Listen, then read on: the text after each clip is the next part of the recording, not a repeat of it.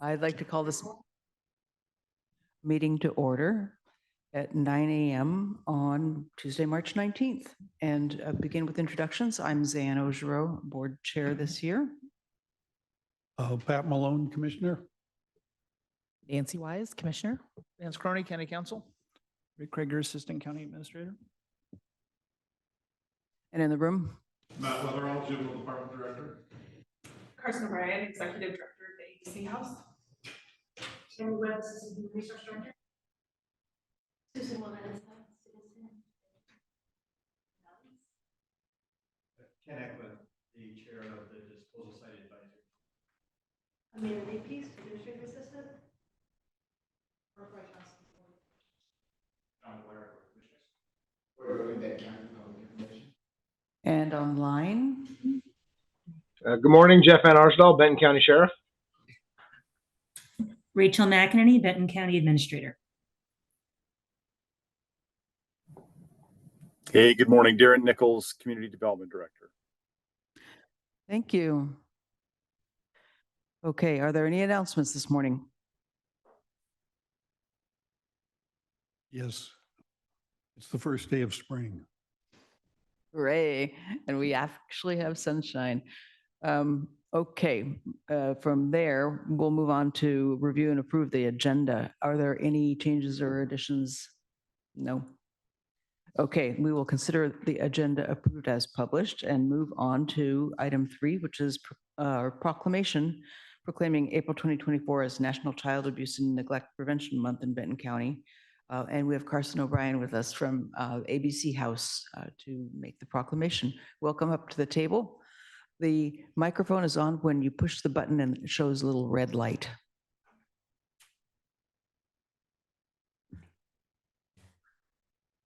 Thank you for having me today. I'm very thankful to be here and to be able to read this.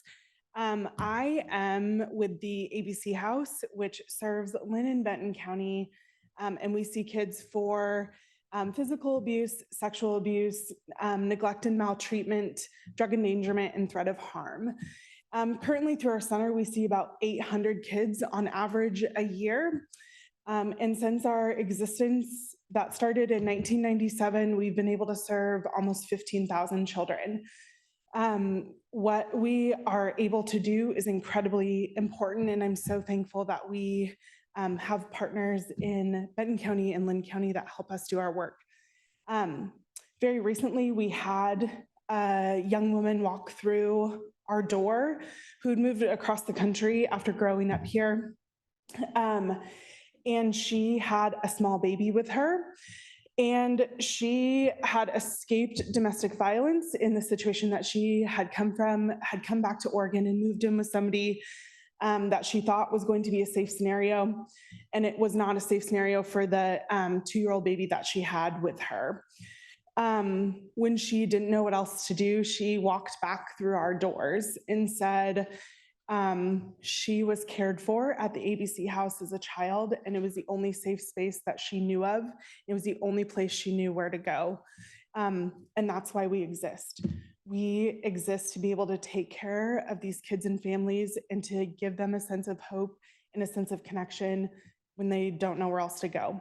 So I'm so extremely thankful that that I'm able to read this and share in the month of April with all of you. So with that, I would like to read this. In the matter of proclaiming April as Child Abuse and Neglect Prevention Month in Benton County, children are some of our most valuable and vulnerable community members and will continue to shape the future of Benton County. Child abuse and neglect can have long-term psychological, emotional, and physical effects that have lasting consequences for victims of abuse and is a serious issue that impacts every aspect of our community. Addressing child abuse and neglect requires actions and solutions from all within the community, including partnerships with child welfare professionals, community-based organizations and programs, local businesses, law enforcement agencies, and families. Child abuse and neglect is considered one of our nation's most serious public health problems. The physical, emotional, and financial impact of abuse and neglect impacts children from all socioeconomic, racial, cultural, and social backgrounds and impacts children of all ages and abilities. Children who are victims of abuse and neglect are heard and protected and will likely be more capable of disclosing their victimization and continue in justice and recovery process. Child abuse and neglect prevention provides children and families with the knowledge of their rights and available resources to empower and improve their ability to restore a sense of safety and stability. Benton County will support the empowerment of child abuse survivors and victims, including their non-offending family members, working toward prevention of abuse and neglect of children. Therefore, be it proclaimed that the month of April is National Child Abuse and Neglect Prevention Month in Benton County, and all community members are encouraged to join in this observance. Thank you. Thank you. Do I hear a motion to make the proclamation official? I'll move in the matter of proclaiming April as Child Abuse and Neglect Prevention Month in Benton County. Proclamation 2024-004. Second. All in favor, please signify with an aye. Aye. Aye. Thank you. And thank you, Carson, for highlighting your services and the unfortunate need for the services. But I'm very grateful to you and your team for being here and supporting families and children in Lynn and Benton counties. Okay. Next up is comments from the public.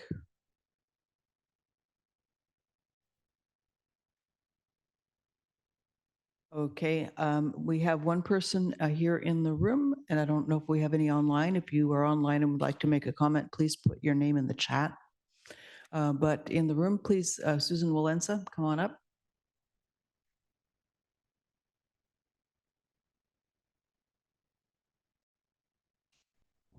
We do have a 3-minute clock, and it's you can see it there. It'll start counting down.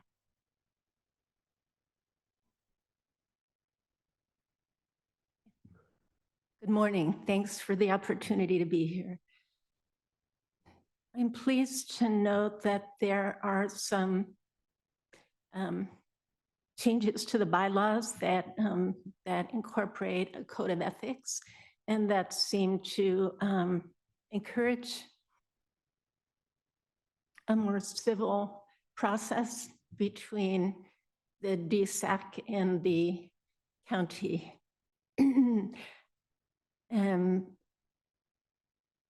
I feel that it's really important that there be a cooperative, civil, and respectful relationship, free of innuendo. It seems like some of the changes have addressed those issues. Really happy to see that. I'm hoping that the, I believe, alternative bylaws addendum submitted by Ken Eklund will also be considered. I note that I believe there were copies of an email letter of apology the day after an alleged incident long ago, of which I'm not so familiar, but I know it was of concern. I believe that was recently committed or submitted to the county board regarding an apology that was made by the person who was not a member of DSAC, and that it was submitted the day after the incident occurred, and it was submitted to the staff member who was affronted, as well as to Mr. Nichols, as well as to the DSAC chair. So in light of past misunderstandings, I really encourage anything that can be done to support a civil and respectful interchange between the DSAC and the committee and the commission. Lastly, we have to remember with Republic, there are landfills in the country where there are fires underground, and Republic-owned landfills that have endured for years.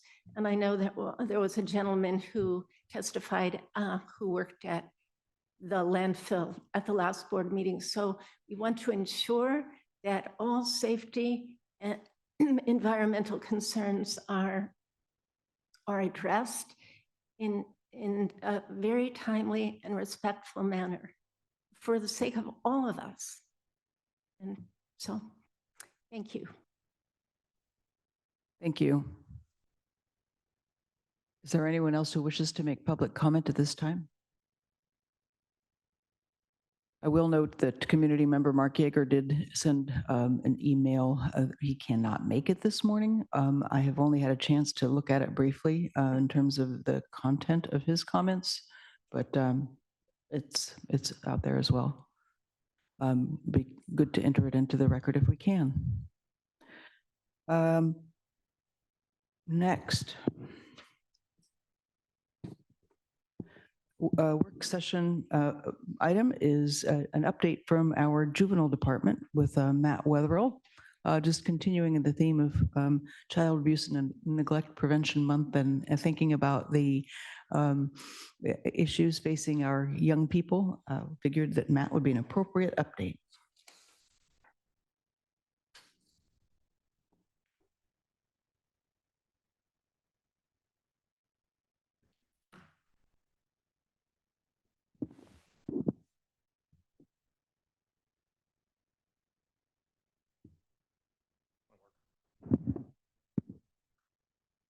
Let's go, there it is. They're both on, so you might not want to put them too close together. Now the other one's off. That's Morning. good. Thank you for having me. And from my understanding with what the board was asking, I broke down the numbers regarding racial and ethnic disparities, what we're seeing across. I'm going to preference that with these numbers that have been presented to the board are from 2022 because the 2023 numbers are not available. They will not be available till the 1st of April. And those numbers, of course, come from the Oregon Youth Authority. Now, I presented the board with some information this morning that I had given, so it'll be entered into the record, but this is a quick breakdown that we had. We meet with the court every month in the Juvenile Court Improvement Project. So we went through, and there's the DHS, Department of Human Services, is also part of this work group, and they present a monthly dashboard of the youth that they have in service. So what we did is we broke this down, and this is as of Friday. We had a total of 88 open cases. That's gone up by 1. So we currently have 89. But the type of case or status, as you look across, we have kids that are in intake, resource, formal accountability agreements, petition, probation, and with the Oregon Youth Authority. So resource is a question usually. And what that means is that we've been contacted by a parent, a community member about a youth, and we're trying to coordinate across to figure out what would be best to serve those youth. Sometimes we're successful, sometimes we're not in getting them tied to services, but it's reliant upon the families willing to engage and the youth's willingness to engage, because we do not have anything that can compel them to engage in those services. Currently, we have 3 youth under aid and assist, which means that they are not able to aid and assist in their own defense. That number may be going up slightly. I think we have a couple more that are in the assessment phase currently. Our qualified mental health professional is seeing 10 youth currently. That number fluctuates anywhere between 8 to as high as 18 or 19. I try to keep her caseload a little bit lower because she is coordinating across multiple service areas. And then youth in program, that means that they are out of county in a program. We have 4 youth in various programs, whether it be a mental health program, a substance abuse disorder program, or things of that nature. Crossover cases, these are youth that are being served by both the Department of Human Services and ourselves. We have currently 4 that are in Child Protective Services, and 5, and then we have currently 3 in permanency services. And then the age breakdown is pretty self-explanatory there. We were happy to see that the largest number, 15 to 17, is we felt that the number may be between 12 and 14. But 15 to 17 is our normal where we are. And then the risk level across just means their risk to possibly recidivate. And that's kind of right where it needs to be. So with that, I will then move into the PowerPoint presentation that I have. So this first slide is all the data that I'm, like I said, presenting today is from 2022. So if we look at this one, we see across the board that this is all referrals made to the juvenile department in 2022. There's 3 different sections, so we have all youth of 117. The percentage is the number breakdown. So there were 3 unknowns, so 2.6% were unknown. So if we look across that, you can see that Caucasian is 77, which is to be expected based on the population breakdown of the county. For the criminal referrals, and those are referrals that may not lead to the Oregon Youth Authority involvement. We're talking low-level misdemeanors, your shoplifting type crimes, your thefts, your low-level harassments, and so forth. But we still have them come in. We will normally we put them on a formal accountability agreement to divert them from the system. And the good thing about that is a couple years ago, the legislature passed automatic expunction for any youth that does not go to court. We can expunge those records when they reach the age of 18, and it is automatic. The youth does not have to do anything. We get the paperwork, we get a list every month. We file all the paperwork, and it is not taken care of, and everything is expunged from all the police departments on our records, DHS, anybody that may have had contact with that youth. Those criminal referrals are there. We move to the next slide, and these are youth that could be considered for the Oregon Youth Authority. So Class A misdemeanors and felonies. Most of these are typically your sex offenses, seriously bodily injury, or cases of high value theft. And again, if we look at the breakdown of those, the majority of our cases are Caucasian, Hispanic being our second most highest. This slide's kind of busy, to be quite honest with you, but it was tough to get it all in there. And this is by disposition, by demographic. And this is where we start getting into, are we being equitable with how we're conducting our business?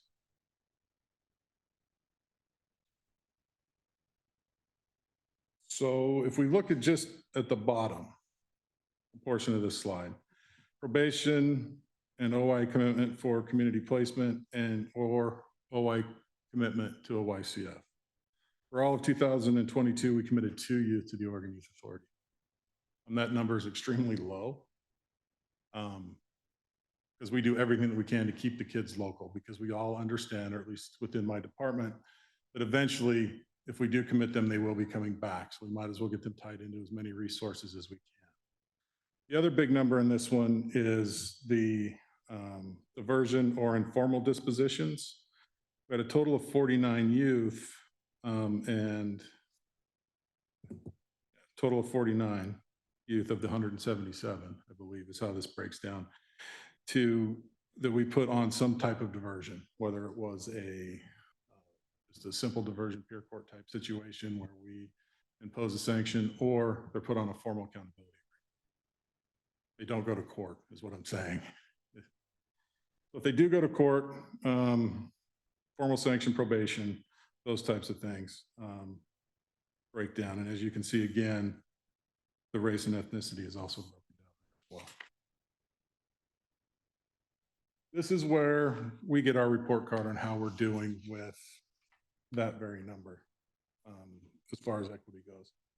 So the relative rate index is a way to compare experiences of different groups of youth, typically broken down by race or ethnicity within the juvenile justice system. And the measure is 1 white youth to 1 Hispanic, what the Oregon Youth Authority uses for this number.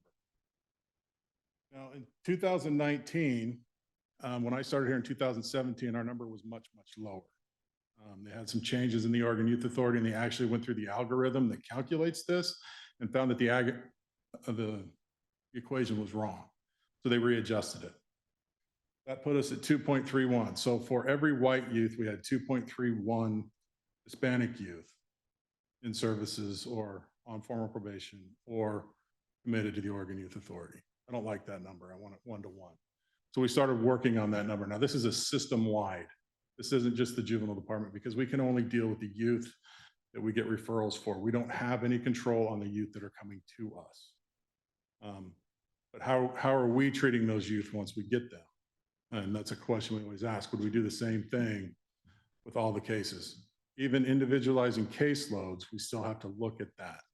What supports do these youth need that other youth may not? As you can see, those numbers have come down consistently since 2019. There are no 2021 numbers, and the reason for that is because it is a year backwards. So that would have been during COVID in 2020, where we didn't have a whole lot of youth coming into our service. I don't know what that number looks like moving into 23, so I don't know what our 22 numbers look like. My hope is that services that we're still offering, that number is continuing to drop to get to that 1-to-1 ratio or below that 1-to-1 ratio. And the last slide is our recidivism. So recidivism, of course, is the number of youth that come back. And the way that this is broken down is they either didn't recidivate, they recidivated with 1 or 2 referrals, or 3 or more referrals. So we can have a youth on supervision, or let's say we have them on an FAA for harassment. They come back to us while they're still on that FAA with a new referral. That youth just recidivated. So as we start to march this forward, we can see that our total number to recidivate 36-month wise is 33%, and it is at 29% in 12 months. So there's a couple ways to look at it. I look at it that way. Other people look at it as, 71% of the kids we saw didn't come back.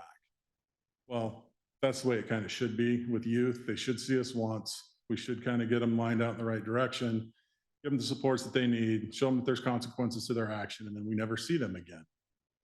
It's the other number that I get concerned with. What are we missing? What are we not doing? What can we do to improve? And sometimes you can't. Sometimes it's just choice, especially as the youth start to get older. Their situation may not be there, family dynamics, whatever may be involved in that decision that they're making. We may not be able to come around, but we do everything that we can. We do offer services to parents as well. We refer them out to parenting classes to help to give them some tools to be able to deal with their youth in any way that they feel and deem necessary.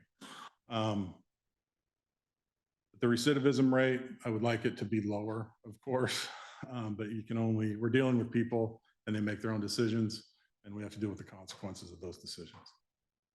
So that's all that I had for the group today. And with that, I will stand for any questions. Thank you. When it comes to addressing the issue of racial and ethnic disparity and looking in particular at the Latino population here in the community, what kind of services are you offering that you feel are bringing that number down? And are you also working with system partners to address the rate of referral? Or what does that look like? So within our office, I do have a bilingual, bicultural counselor that we actually tie those people to, and he is very plugged into that community to be able to get those support. So that's been a big help. As far as the referral process, the schools are actually handling a lot of these issues internally, so we may not be seeing them to know exactly what that is. We haven't had a lot of conversation, frankly, with local law enforcement because we're not seeing those types of referrals. The types of referrals that we're seeing are not so much the low level stuff. We're seeing very complex cases currently where we need to be involved, where we're not necessarily able to divert or find another resource for those people. Thank you. Could you please go back to the recidivism slide if possible? I think so.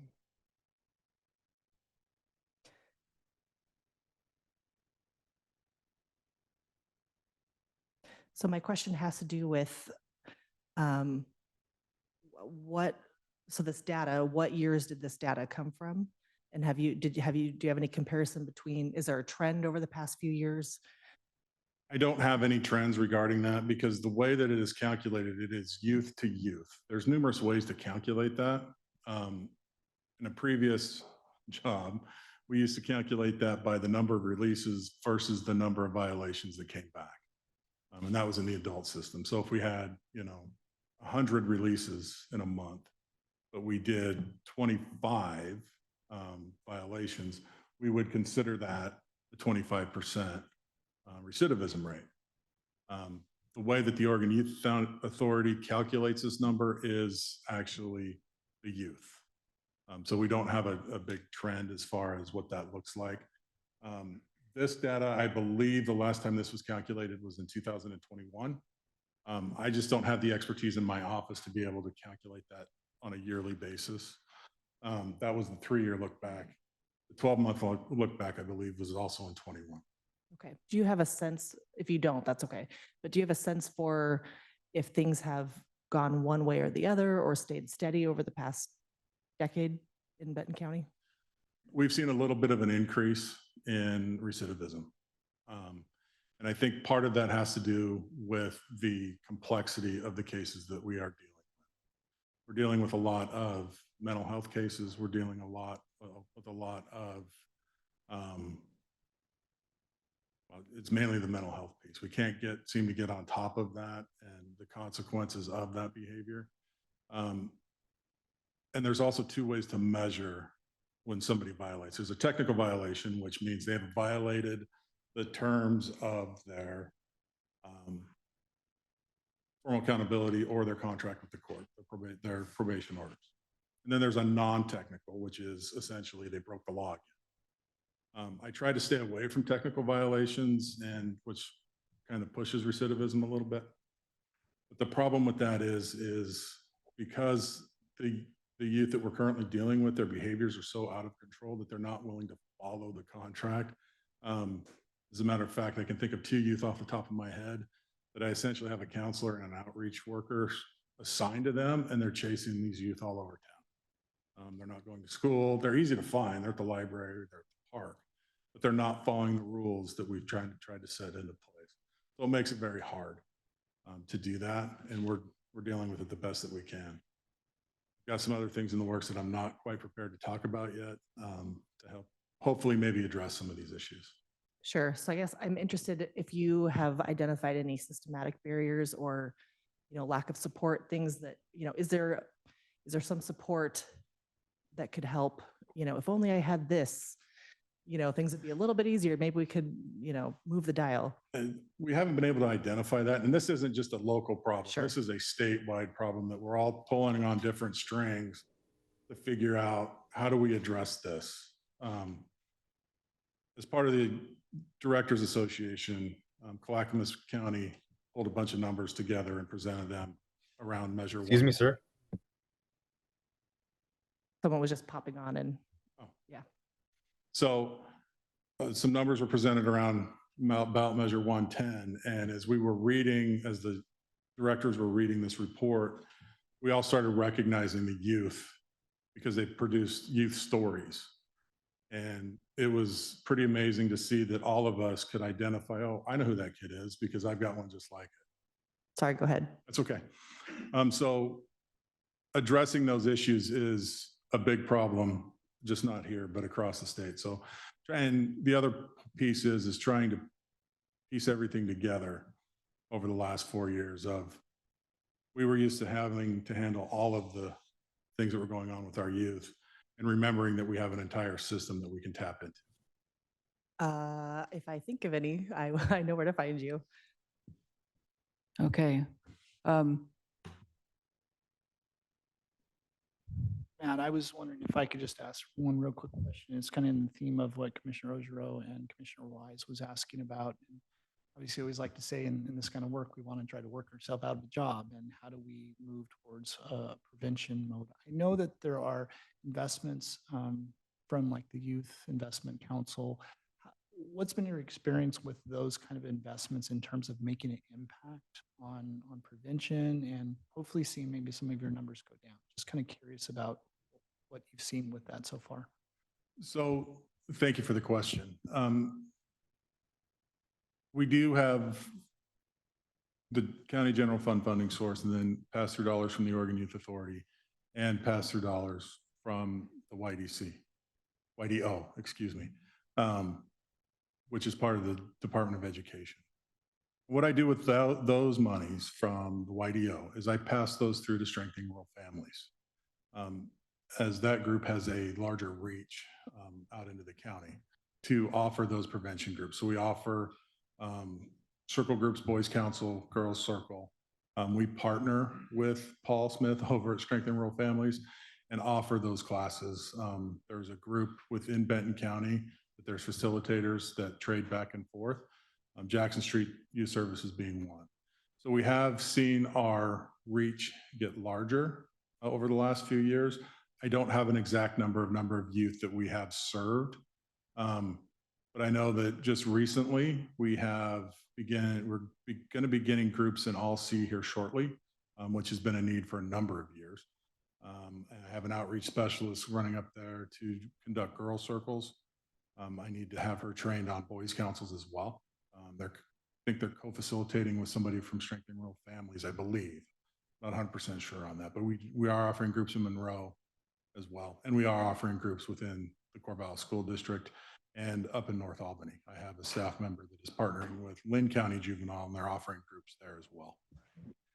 And again, I know that those kind of investments are hard to measure, right?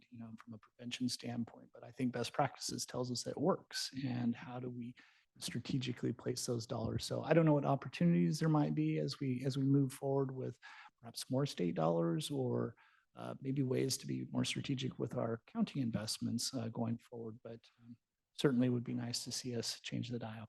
And thanks for all you do, Matt. Appreciate it. Thank you. And to follow that up, Rick, we are doing, and our focus has been on that intervention and prevention. And I realized we used to do this pre-COVID, kind of gotten away from it, but we're not necessarily serving the youth that we have on supervision. And I've tasked my mental health counselor and my mental health associate with coming up with groups that we can run internally for the youth that we currently have on supervision. So we're not necessarily having to pass them off to an outside provider where those groups may not be available. And we're able to address their criminogenic behavior. Sorry, I'm struggling speaking today, but focusing on the thinking errors that drive that criminal behavior is kind of what we're looking at. So either cognitive-based type things or dialectical-based. We're also getting ready to start offering an anger reduction group as well. We just have to get the staff trained on that. Thank you. Matt, my question is a little bit more about Benton County in context of other counties around Oregon. Ever since I've been a commissioner, I think our caseload numbers have been fairly steady. They've been anywhere between 80 and 90. So I don't see a lot of trend in terms of numbers there overall. But how about Benton County in comparison to other counties? Is there any sort of a rate per population per 10,000, the way that there is in some of the other justice system statistics, so we know how that looks over time? Not that I'm aware of, but that's a really good question and something we could probably dig into with the Youth Authority. I can tell you that when I started, our caseloads were about 125, and they have consistently come down over the years. Where today, like I said, we're at 89. So looking at that, that's a really good question and something that we could probably dig into. But I can say that across the state, most juvenile departments have seen a decline in numbers over the last 4 years. Okay. Yeah, I'm curious about that and happy to talk about it later. Okay. Any other questions for Matt? Commissioner Malone. Matt, earlier in your presentation, you mentioned, I think, 10 youths getting counseling, and that brought up the question for me. What are the differences and similarities between your counseling program and the children and families counseling that's in behavioral health? So the biggest difference between us and behavioral health is with behavioral health, they are a bill for service.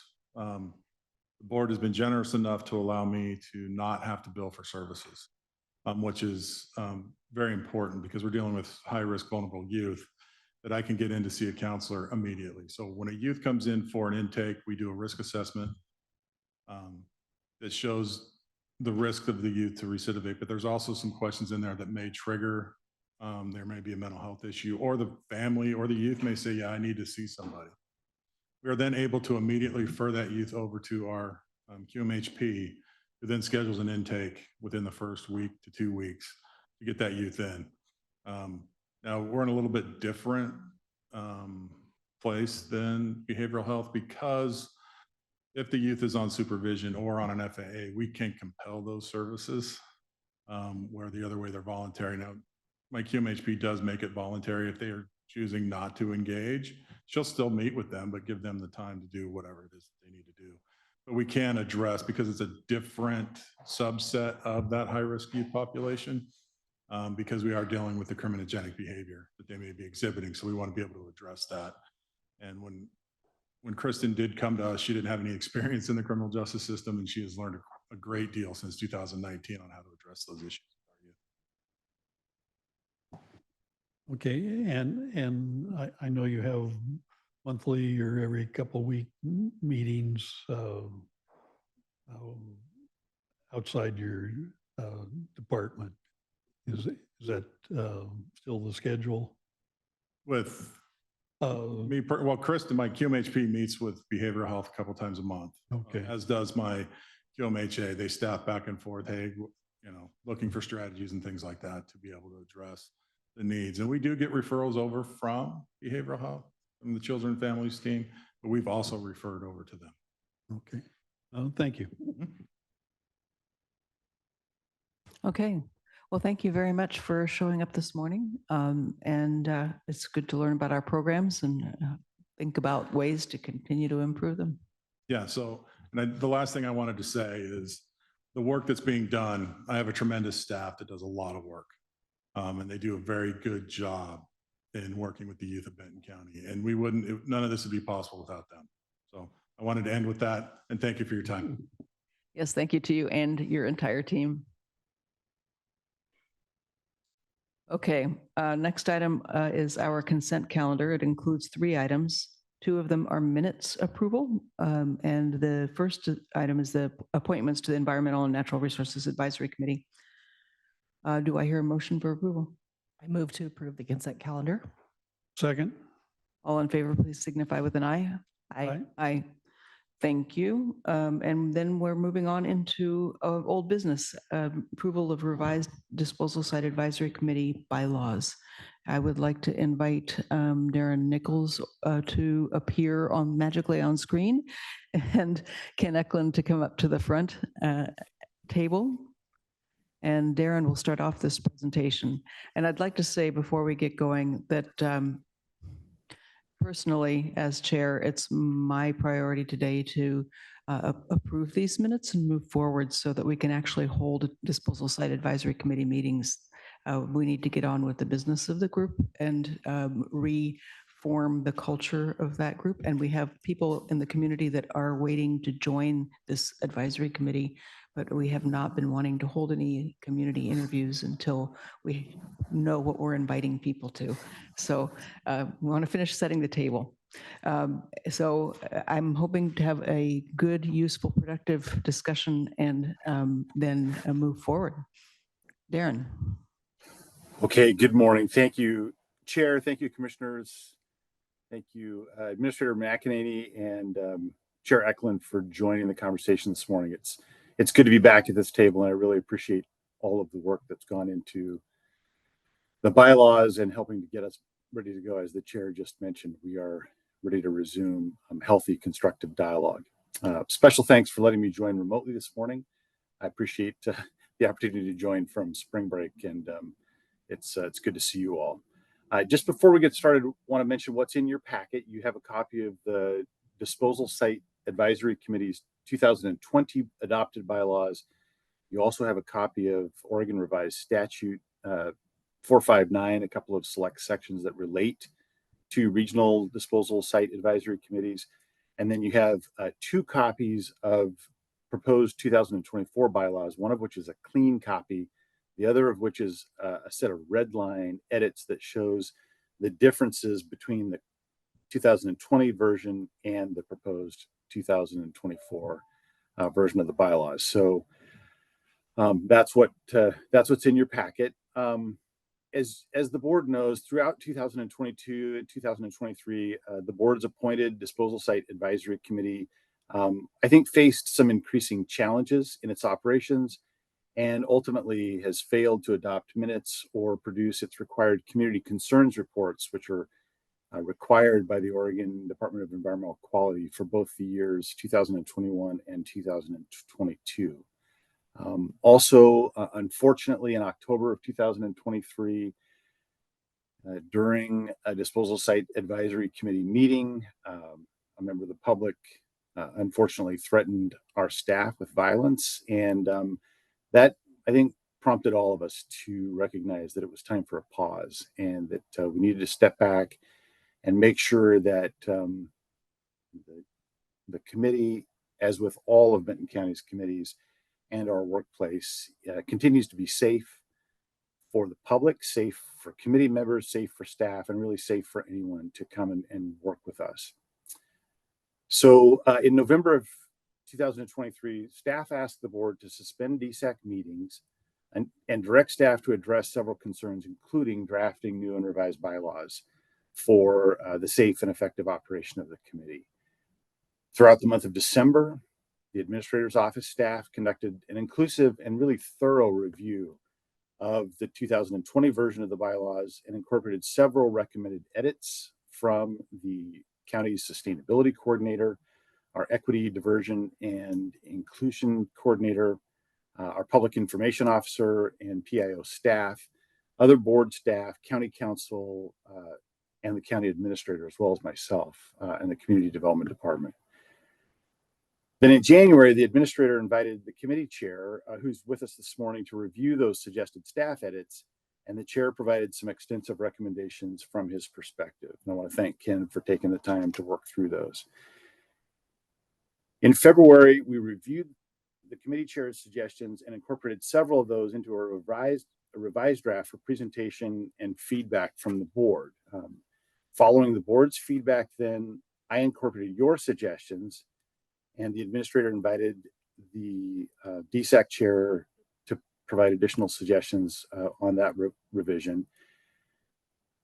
Committee chair offered several additional suggestions. We incorporated several of those into the red line version that you see this morning and are presenting those to you for your consideration. So these bylaws reflect a little over 3 months of inclusive input from your staff and the committee chair, as well as you all on the board. And we believe these are consistent with the county's responsibilities under Oregon statutes to ensure that the board, the committee, and staff are working to foster constructive dialogue between the community and the landfill operator, and also to hear community concerns and to review the operation of the regional disposal site with the permittee, site owner and operator. So what we're asking the board to do this morning is to review this 2024 draft, provide any additional suggestions or edits that the board deems necessary to improve the operation and function of the committee, and then adopt these revised bylaws or direct staff and the committee to take additional actions as needed. So thanks again for all the work that's gone into this. It's my privilege to present them this morning, but it's really on behalf of a large number of staff and the committee chair. Thank you, Darren. Chair Eklund, would you like to speak to the addendum item that is put out by the county that included your latest requested revisions? Yes, I would. Thank you, Chair. So I have some prepared remarks, and I would like to just go into those. And I've submitted them for inclusion as part of the exhibit. So the staff proposed changes operate in one direction only, to increase the community development department's ability to slow or stop the committee's work. The changes universally act to slow the committee's processes and remove its ability to create and manage its own workflow. None of the changes aid or empower the committee. This in turn triggers concatenating problems such as attracting and retaining committee members, incentivizing work, maintaining good relations with the public, and being a resource of diverse ideas and perspectives to the Board of Commissioners. The staff proposed changes do not address the source of the committee's difficulty for the past 18 months in fulfilling its state mandated tasks. Let's review the timeline of events. July of 2022, DSAC meets as normal. July of 2022 will be the committee's last regular meeting. September 2022, county government cancels the DSAC meeting. October of 2022, the county doesn't allow DSAC to meet. November of 2022, the county allows DSAC to meet, but restricts its agenda to one item, which is not related to the committee's state mandated obligations. And that continues until April of 2023, when the county doesn't allow DSAC to meet. And that continues until October of 2023, when the county attempts to restrict the agenda of DSAC. And then in November of 2023, the county canceled the DSAC meeting. In December of 2023, the county doesn't allow DSAC to meet, and that continues to the present day. So when Mr. Nichols talks about the inability of DSAC to like approve its own minutes, that is something that's been imposed upon DSAC. That's not a result of any malfunction of the committee. So Benton County government has prevented the committee from fulfilling its state mandated duties. The committee cannot do the work if it cannot put that work on the agenda, on its agenda, or if it cannot meet. Now, I've heard from the administrator and from commissioners that the committee's work is important and they want it to resume as soon as possible. If that's so, then the county has misprioritized the committee for the past 18 months. And the bylaws should prevent future departments from similarly suppressing the work of future committees. You can accomplish this by leaving the committee in charge of its meetings and agenda, and by adding the facilitating activities article, Article 14, in the alternate bylaws changes in the packet addendum, which I sent to you. And if you add that to the bylaws, and I'll just read that article. Article 14, facilitating activities, transparency. Benton County leadership and staff shall cooperate with the committee to facilitate the activities of the committee. They shall respect committee goals and shall not unreasonably delay, circumvent, impede, or withhold information, resources, access, or other elements of government operations requested on behalf of the committee. If the commissioners do not clarify to county staff that the committee's work is important with Article 14 or equivalent, then in the future, we are likely to see more periods of turmoil like the past 18 months. Portions of the committee's work are mandated by the state of Oregon. As I said, the staff proposed changes operate in one direction only. They only slow the committee's processes and remove its ability to manage its own workflow, which is to say the staff proposed changes just continue the department's ongoing collision with state law. And speaking for the committee, we're tired of being caught up in this turf war. We would like for the bylaws that you end up approving today to really respect our work. Thank you. Thank you. I would note that part of the time that those meetings of the DSAC were suspended was during the Benton County Talks Trash process, when we were had suspended the Solid Waste Advisory Committee meetings as well, in order to focus all of the work at one table. But the other cancellations are noted. I know that they were for a variety of reasons. Sometimes it was because of lack of availability of sufficient participants. It wasn't always just that we were unidirectionally canceling. So this is a challenging topic. I don't think that there's certainly from my part, any desire to squelch an advisory committee. But advisory committees are advisory to the county. They are our creatures, if you will. So we need to invite community in and set the table to have a mutually respectful and collaborative process and meet the goals that are stated in state statute. That's what we're really trying to do here today. So with that, I welcome questions from my fellow commissioners to both Darren and to Chair Eklund, or, if we are ready for it, move on into a motion and move forward.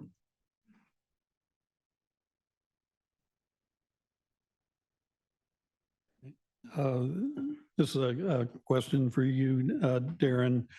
I know with Vance's considerable help, we've tried to standardize various advisory committees, bylaws, so that there's some consistency among the various committees. And I guess, how does the version that we're looking at here address the issues of standardizing this group's bylaws? Thank you, Commissioner Malone. I appreciate the question. I believe that the version we're putting forward for you today fits well with the standardized approach that we've taken to having a consistent level of performance and operation among the boards and commissions that all report to you. I can't speak to all of those, of course, but for the 10 that community development is responsible for, including the Planning Commission, the Historic Resources Commission, the Disposal Site Advisory Committee, the Solid Waste Advisory Council, and the 6 citizen advisory committees, I believe this version is consistent with those other bylaws and also meets the unique needs and operational functions of the Disposal Site Advisory Committee. All right, thank you. I guess we have dueling bylaws here. Ken, how would you address my question? I'm not familiar with the general bylaws that you have in the county, so I can't really deliver an opinion about that. I'm really familiar with the individual situation that the Disposal Site Advisory Committee is in. I'm not sure if the other bylaws for those committees have the same sorts of requirements. I mean, you know, actual charges from the state to fulfill. Some do and some don't, but this has been a more than a decade-long effort to it's a question of efficiency for staff, that they're not dealing with completely different bylaws for different advisory committees. But I can't really speak to the capabilities of staff. I can speak to just one element in terms of the red line bylaws that we have before us. There are 3 new sections at the end that address code of conduct and ethics, continuous improvement and evaluation, and whistleblower protection. Those are not in any of our other bylaws at this time. I don't know whether we contemplate adding them to all of our committees, but they do, again, address some of these issues of continuing to learn and to address one another fairly and ethically, and to acknowledge all voices.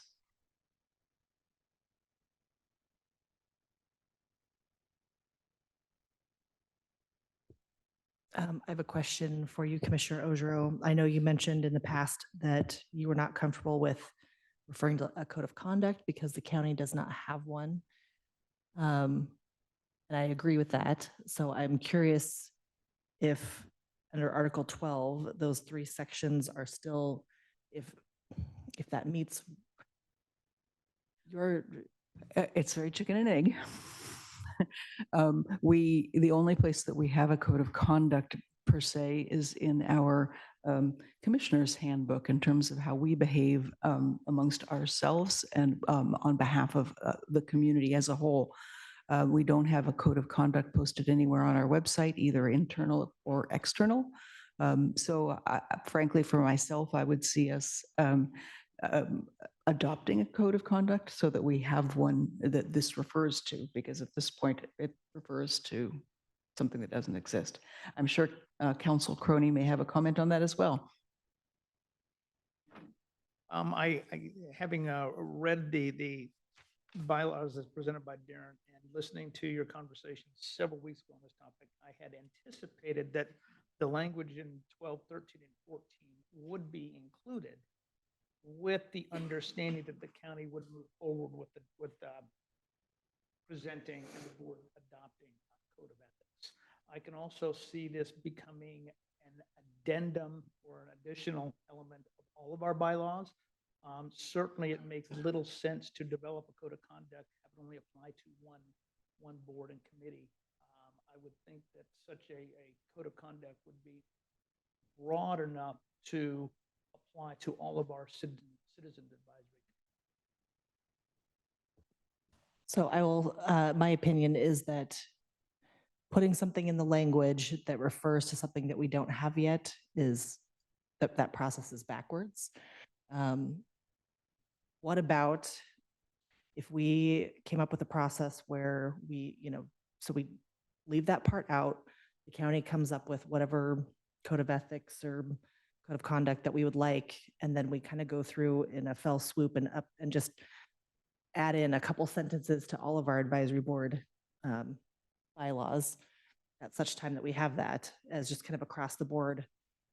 Here we go, we're going to update it all. And this would be one of them at that time versus, like Commissioner Ojo said, chicken and the egg. Candidly, that would be the most efficient way to accomplish the objective of having a code of conduct, code of ethics apply to all of the committees. Yes. And I could envision that becoming a discussion point at a work session and then presented under a consent calendar, all of your bylaws for approval with the language you've already approved regarding a code of conduct, code of ethics. Absolutely. That would be a very straightforward way of taking care of this issue as it relates to all the boards and committees. So I will mention, Commissioner Oger, I know that you would like to get these approved today, but the more I think about it, the more that I would prefer to bring these back to a goal session meeting, because I went through again last night and made several more changes. I have a lot of questions. So for me at this time, these don't quite hit the mark. Commissioner Malone? Well, I guess I'm leaning towards approving what we have before us. I hate to see, talking about goal setting, you're talking about middle of next month. I guess I would ask Darren what a 4 to 6 week delay in approving the bylaws would do to your schedule. Well, first of all, thank you for the healthy discussion around this item. I feel like I should say that we sort of wrestled with the chicken and egg problem and decided to leave these in part because we feel like it is an important thing to add to the expectations for our citizen committees and frankly for our staff.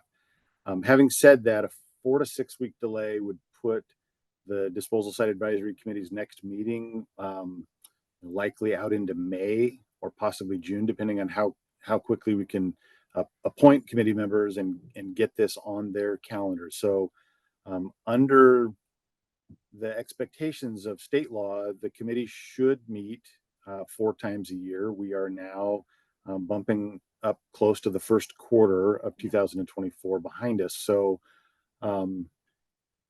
certainly would like to follow the board's direction here. I think that's the most important thing, but we are mindful that there are important discussions that the committee has not had for a period of time and really should get back into good relation with the community and with the landfill operator as soon as it's reasonably possible. I hope that helps. So technically, we do have bylaws. Is there any way that we could hold one meeting and still, while we work on the new bylaws? Well, first of all, it's at the discretion of the board. So the statute gives the board quite a bit of discretion in terms of how it schedules meetings. So it's not like we have to have a meeting this quarter, but we are a full quarter into the year. So Yeah, we're a full quarter into the year. We haven't met regularly, as the DSAC has not, and they have not made the reports to DEQ that they need to make. So I think that there's quite a bit that they could be doing, and this is the place where community members have a formal voice, especially those that live near the landfill. I'm frankly not comfortable with putting off the approval and waiting until May or June. I know that we have, I don't know how many openings on the committee, but I feel much more comfortable inviting participation to a committee where the charter is known rather than where, okay, we're inviting you to this, but it's going to become that. So that's why we've been trying to get these bylaws changed and approved. And we've been working on it for 3 months, at least. I know that the first revisions took place last fall, so it's been a long process already.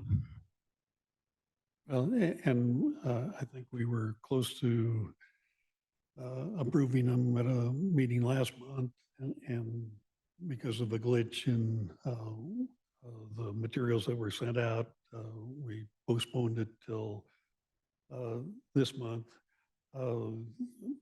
It is a chicken and an egg, and I think the Article 12 and maybe subsequent ones are useful and could guide other advisory committees. And I think I like Vance's idea of when this is solidified to apply these to all our committees. And my other thought is this doesn't have to be perfect. I think there's significant revisions that we've done here, and times change, and at a subsequent date we can update these as necessary. So that's my thought. And is that a motion? I still have some deliberation I would like to make, if that's Certainly. okay, Chair. I would like to say that I think anything that's worth doing is worth doing right. And I don't think saying it's quote unquote good enough is good enough. So I would like to go through, if 2 of the 3 commissioners are willing to adopt these, then I would like to go through and bring up some points of discussion. So the second paragraph references Benton County Community Development Department, parentheses, department, and the Community Development Director, parentheses, director. It's my understanding that when you have this type of language in subsequent paragraphs, then you use the word department or director, and the individual knows, like it's shorthand. So am I understanding that correctly? That's what I would presume. Yes, if I saw something parenthetically the first time it's referenced, that would be your shorthand for the remainder of the document. Yes.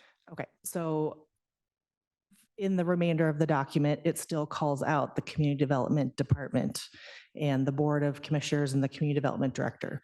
So I'm wondering, do we want to just take out the parentheses with department and director and leave everything full hand, or do we want to change the fully written out parts later on to just director or department, et cetera?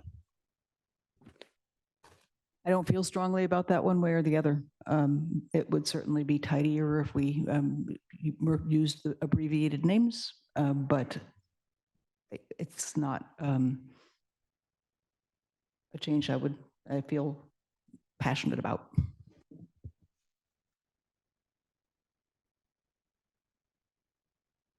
I guess I don't have a recommendation one way or the other, but I think it looks sloppy the way that it is now.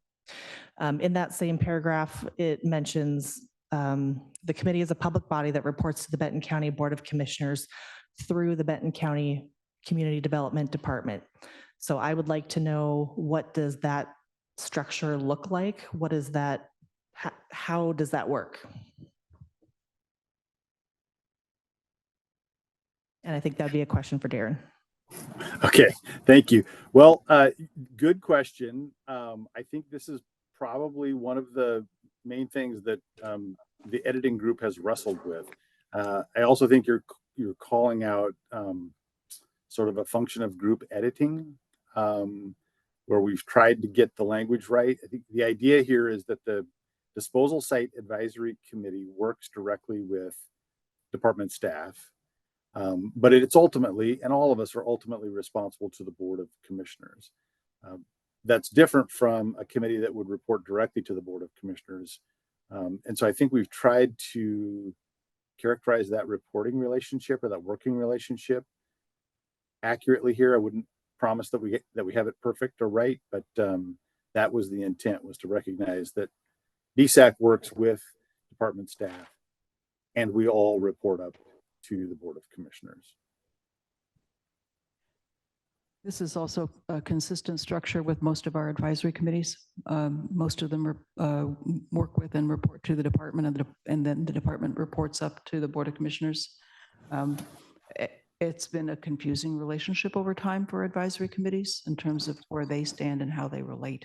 But this is the approach that's embedded in most of our advisory committee bylaws, except for those like the Planning Commission that obviously report directly to the Board of Commissioners. Thank you. I appreciate having that in the record in case there are questions in the future. On the next page, under Article 3 for membership, I'm on page 55 in the packet, red line version. So it talks about residents residing near or adjacent to the regional disposal site, 1, 2, 3, and 4.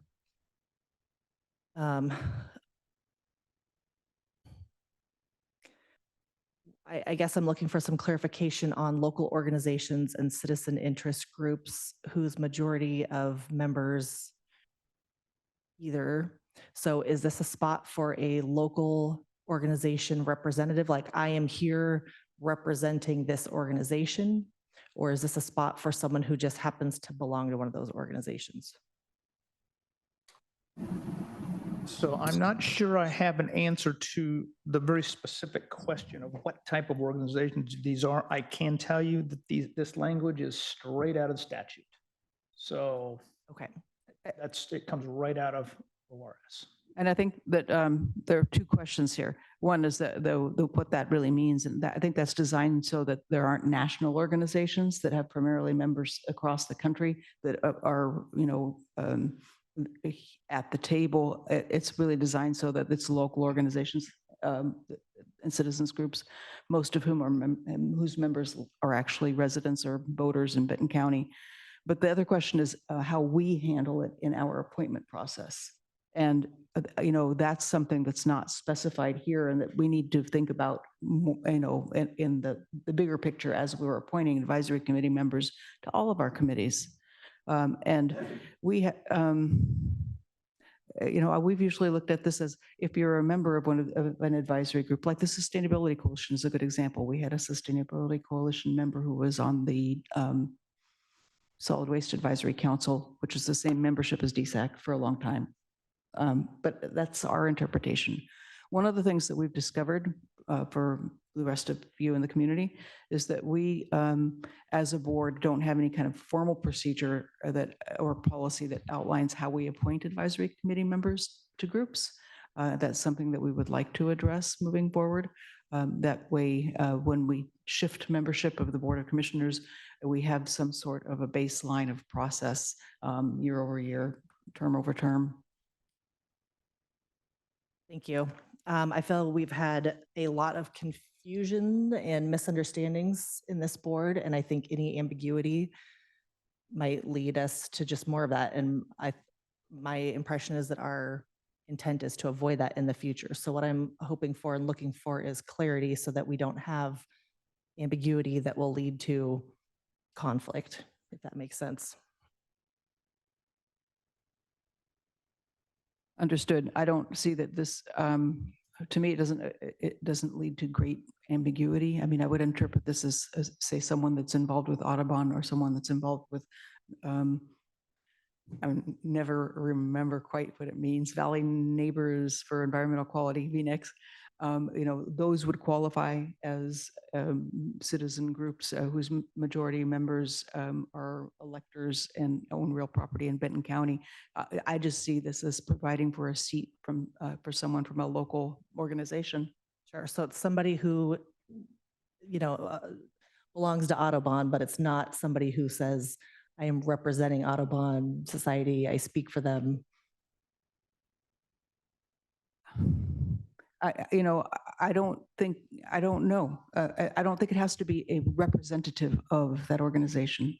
Okay, I don't think it has to be. I'm just wondering because the language doesn't make it clear.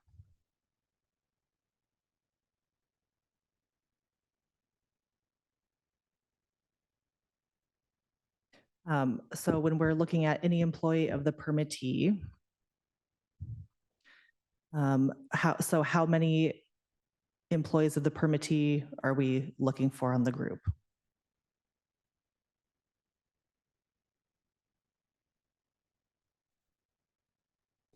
I think that is driven by your membership parameters. So I think this particular, we call for between 7 and 11. That gives you the flexibility. So if you have 10 members appointed and you're looking for a member of a permittee, that would be 1. If you have 5 appointed members, then hyper technically, you could add 6 more from the permittee. So it's just however many seats you have, your selections will come from this group, of which at least 1 would be the permittee. In practice, this has typically been either 1 or 2, and never more than that. And I just want to be thoughtful that whatever decisions we make today not all of us are going to be commissioners forever. And so future Board of Commissioners might interpret this differently or make different decisions. It could say not to exceed, 2 employees of the permittee, or it could just leave that blank. It could say not to exceed 1 employee of the permittee. We could specify if we wished, but I'm looking to Dara and he has his mic on and would like to have him comment.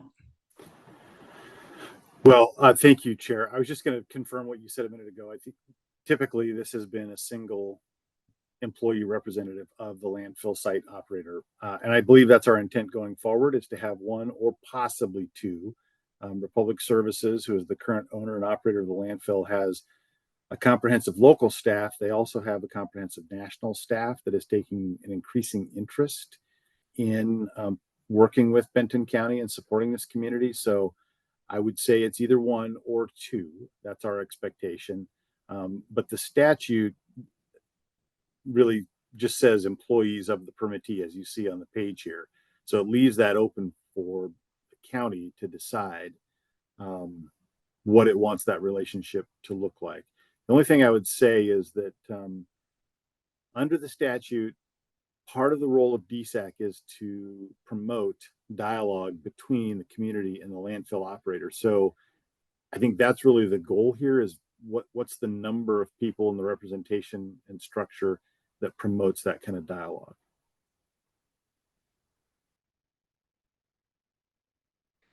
So did you want to respond to that? I guess so we could say 1 to 2 seats, but at this point, since we haven't had any meaningful dialogue about it, it would feel arbitrary. I don't think it's arbitrary in the sense that we have many, many years of practice and that we've had 1 member who is an employee of the permittee over time. We could do that. Chair Eklund has a comment as well. Just an observation, I guess. The change from in the current bylaws, the 2020 bylaws, there is a designated employee. So that is indeed an expectation of DSAC. The revised bylaws, the changes which are before you now, eliminate that position. So, you've been discussing if it's going to be 1 or 2 employees. You also have to consider that it's going to be 0 employees. And that's part of the comments I made about DSAC's work getting harder. If indeed there are 0 representatives from the landfill, then promoting a dialogue between the public and the landfill operator becomes very difficult for DSAC. Yeah, I really like the idea of specifying that, it specifies the lists of folks to the extent feasible, but that there should be at least 1, but no more than 2 employees of the permittee appointed to the Disposal Site Advisory Committee. So would we like to add that in? Under, I would suggest that that would be a good idea. okay, so under Article 3, membership, Section 1 and 3, employees of the permittee, what? That there should be at least 1 employee of the permittee appointed as a member of the advisory committee, at least 1, but not to exceed 2. Okay, 1, but not to exceed 2.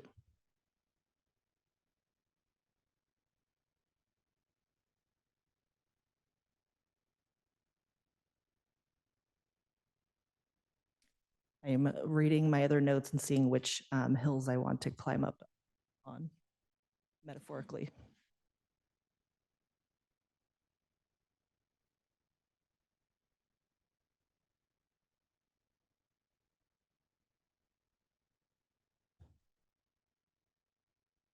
Okay, so I have a clarifying question. The paragraph below that, it said how shall. I think that's supposed to be who shall. Yeah. Typo. And then it's to, or not vote, including but not limited to the community development director or their designee, a collection and a disposal franchise holder, a person holding a permit. Can I have clarification on what person holding a permit means?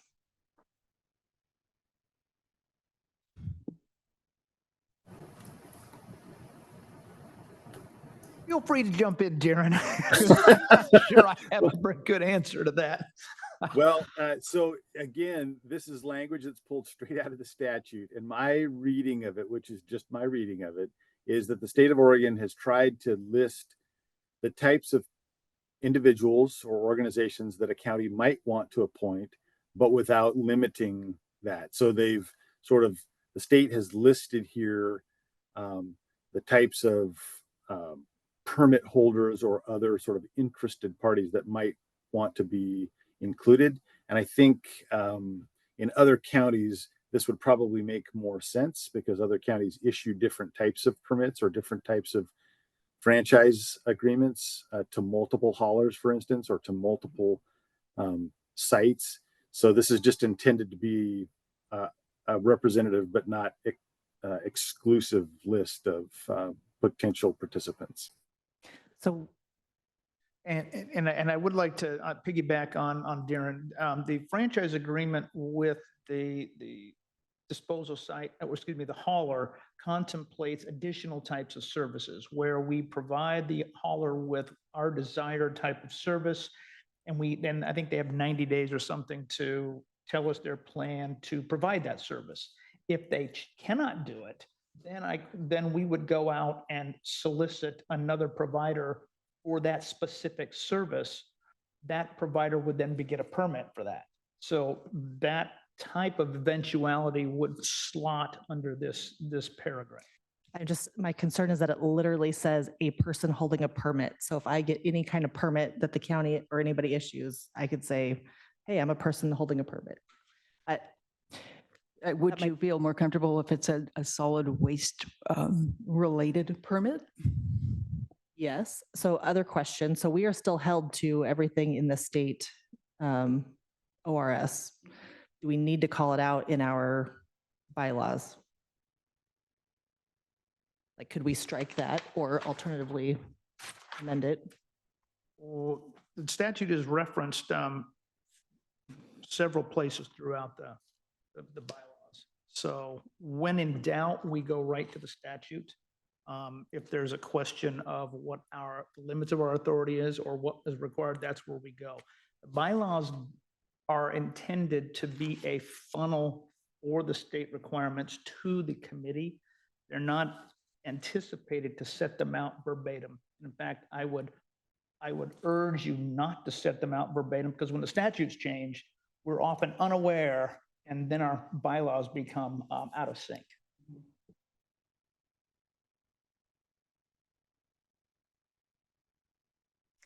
Commissioner Oger, what would you prefer? Just adding, clarifying what kind of permit, or striking, or Commissioner Malone, do you have a preference or a thought?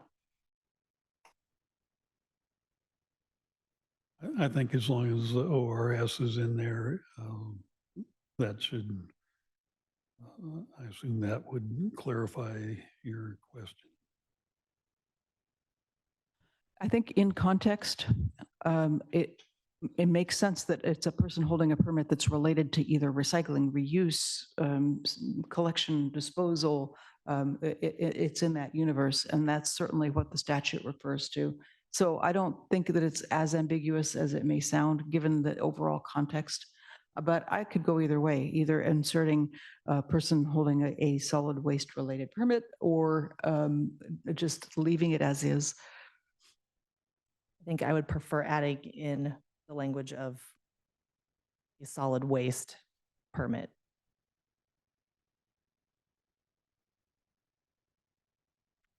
And again, that paragraph is right above section 2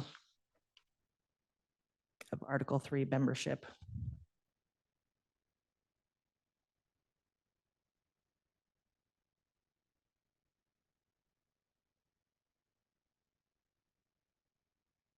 Okay, I'm keeping a running list. Perfect, thank you. As am I. We can coordinate with Erica to make sure she's capturing it all.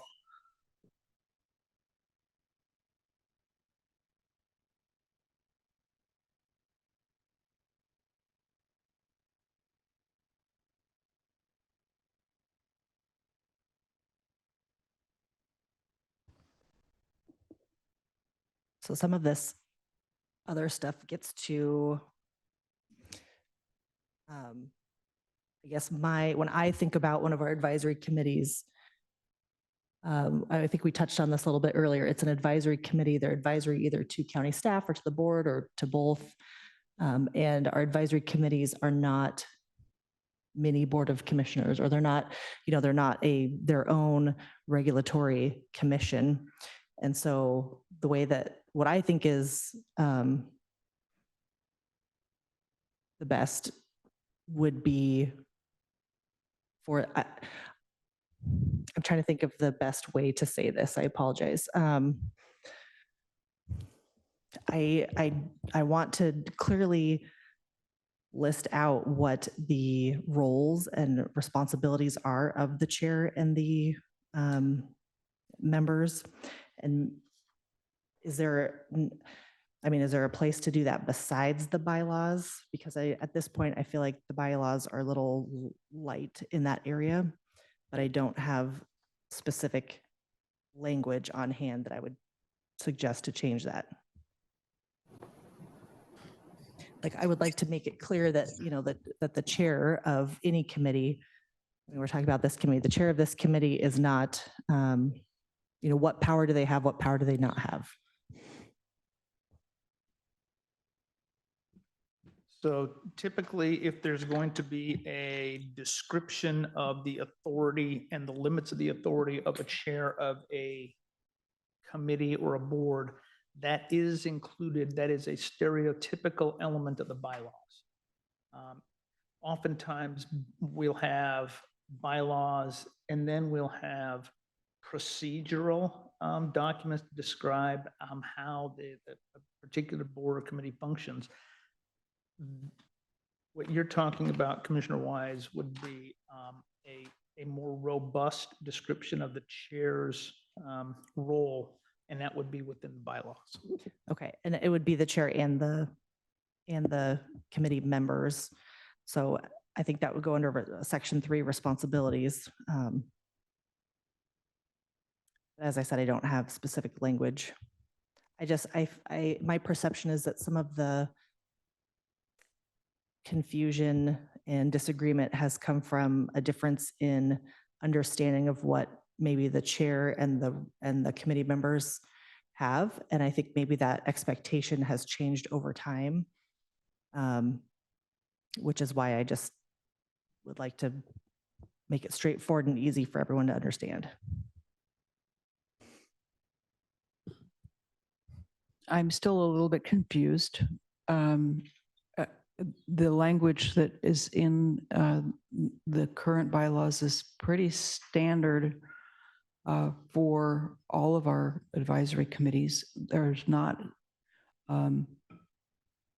substantial change from our existing bylaws other than the addition of efficient and respectful, and so a little bit of qualitative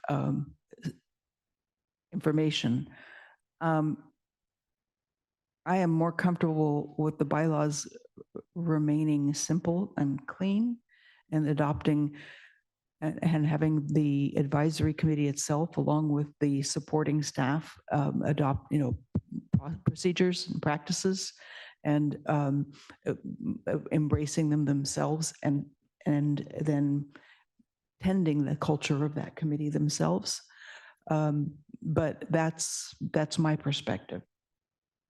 Okay, so Section 3 responsibility says committee members shall regularly attend meetings of the committee and any meetings of subcommittees to which they are appointed, and shall fulfill other duties as appointed by the chair. So the way that I read this gives the chair the authority to assign any duties that they see fit to committee or subcommittee members. Do we need to, wouldn't that be duties as appointed or as agreed to by the chair and the director? There's language in Article 5 about subcommittees, and that the committee may, subject to the approval of the community development director or community development department, create subcommittees with such responsibilities as the committee directs. So there is a cross check on that authority. It's not just at the discretion of the chair, it's joint. Just the way that I read it is there's a discrepancy between that and the part that you read. I feel like somebody could point to this and say, well, look, I have the authority to appoint committee members to do this as of this part right here. If the other two commissioners don't have that concern, then I understand. Yeah, I think it's covered in the section that Commissioner Ogerow referred to. You can't have every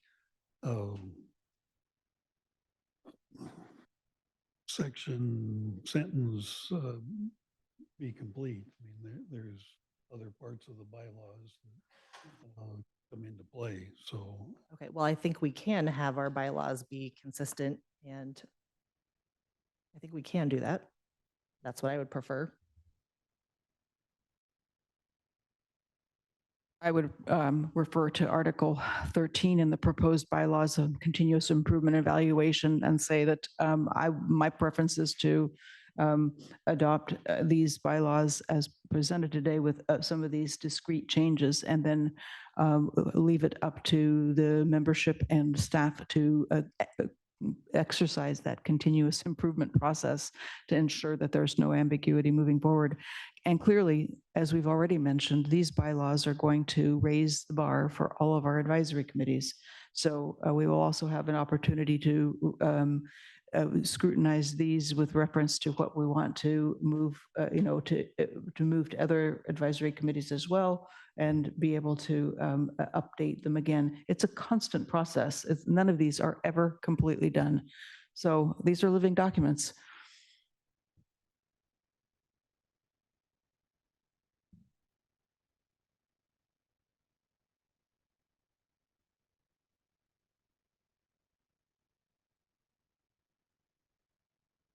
Any further discussion?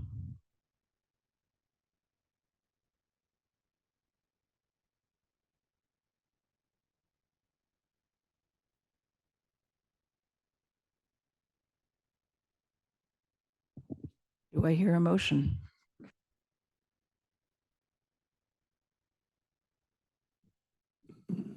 Before we have a motion, we've made several changes. I've tried to capture some. To add in changes. Is there preferred language? So I guess, let me just state the changes that I think I captured for Erica and Commissioner Ogerow. I think you were also tracking, and sounds like Commissioner Malone, you were mostly writing them down.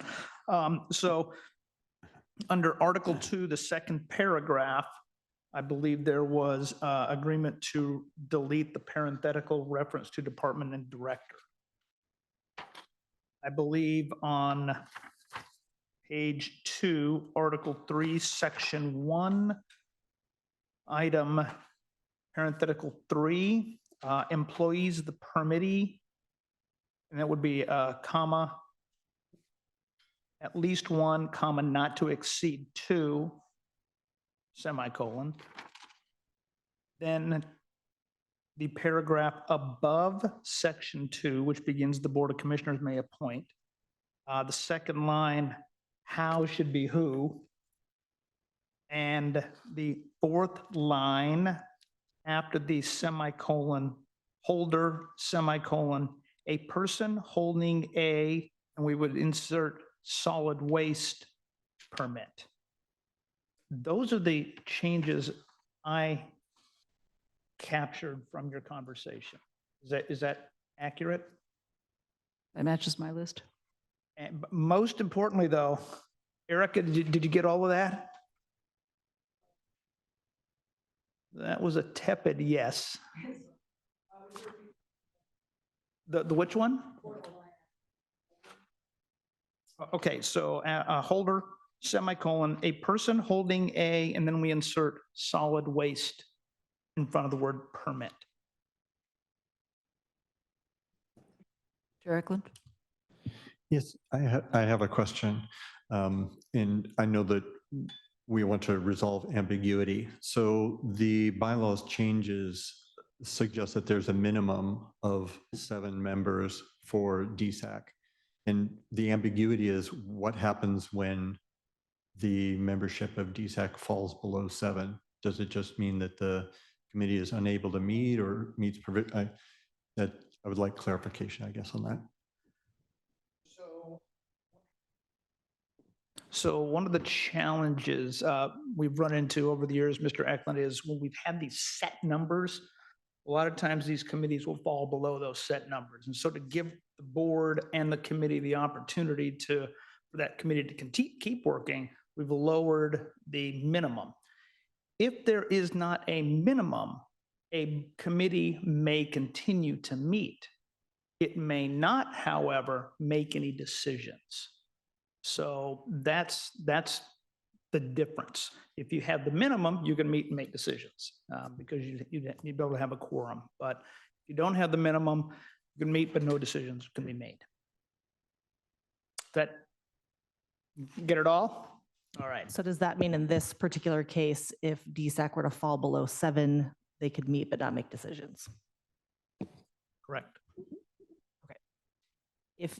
So I believe this is different. Let me check my understanding. If there are still 7 members on the board and one person's sick and can't come to the meeting, they can still hold the meeting and vote. That is correct. Okay. That is correct. We're talking the distinction there that Commissioner Wise brought up was appointed number versus present number for a meeting, right? A clarifying question, effective date. Assuming we work our magic here. Typically, the effective date for changing the bylaws is the date that 3 of you, the board approves the changes. So that would, if you decide to make the changes today, the effective date would be today. Okay. Well, I'll move to adopt the revised disposal site advisory committee bylaws with the following amendments has been listed by Vance, and direct staff to implement the bylaws with the committee beginning March 19th, 2024.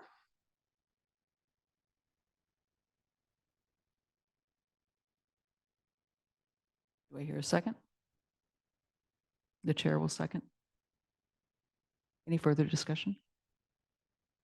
I'll just say that I will vote no, not because I don't support updating these, but just because I feel like the process has just been too rushed. And ideally, we would be able to see all of these, all of the edits that we made today in front of us, and the community would be able to see them.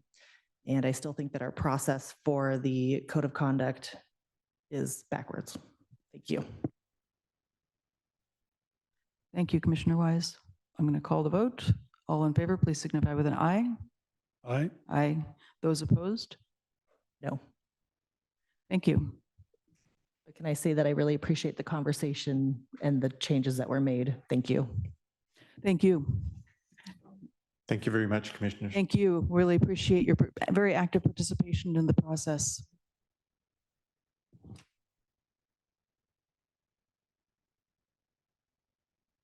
Okay, moving on.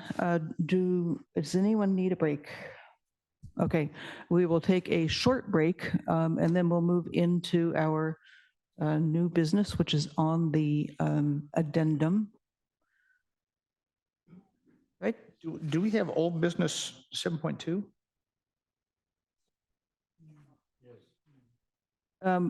Old business 7.2 is Judge Donahue, and he's showing up at noon time certain. Okay. Okay, we'll take a short break. And we're moving on to.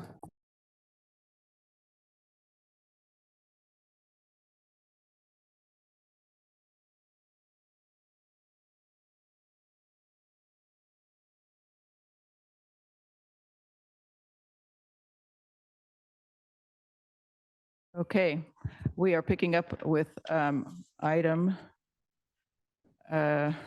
sorry, I'm working with two different agenda pages. 8.1, permanent position reclassification process. Debbie Sessions, Marilee Hopner, Tammy Webb, and Laurel Byer. But Assistant County Administrator Krager would like to make a couple of prefatory comments. Thank you. Thank you, Chair Orgeron, members of the board. What you have before you today, as alluded to, is a permanent position reclassification process. And I think for the most part, this should be a relatively straightforward request, and I'll allow Laurel and others to be able to provide just what they're working to do with this particular position. But I wanted to provide you a little bit of background on why it's here, because this is the first time that you have actually seen one of these. And what I'll start with is, as you recall, in the past, clearly when there's been any new permanent position for the county, that must come in front of the board for an approval process. And that's in accordance to local budget laws, because essentially what you are doing is you are approving something beyond what was anticipated or adopted within your county budget. As I always like to say, you have a cost impact, different from a budget impact, but a cost impact that you're actually adding something new. And that is, it's always been that way. But what hasn't happened in the past is when there is a change, a permanent change to a position, let's say that you are increasing that classification and such, ultimately increasing that cost, that has not come before you. And in many ways, that is not in accordance to Oregon budget law. So what we're trying and attempting to do is change the process and how this works going forward, so that when these kind of actions occur, that we obviously are getting that endorsed by you. What we have tried to do, and in your packet, is a mapped out process. So we've done the mapping. We still need to do a little bit more work in terms of our procedures, as well as our policy going forward. But we've tried to really lay out a process in the directions that you can go when these type of things occur. As your former CFO, I have attempted to always try to keep these discussions at a budget development process. And the reason I do that is because we are able to see the whole picture. What are the revenues for the next 2 to 5 years? And when we come up with whatever the budget is, we can determine in a holistic way if we can afford that. So I've sort of played a little bit of defense in this process as we've had new positions, as we've had reclassifications. Not that I'm trying to be create a problem, because our departments do need to move forward. They've got work to do. We have administrative tools to be able to do that. We do things such as work out a classification, which Tammy obviously helps and supports.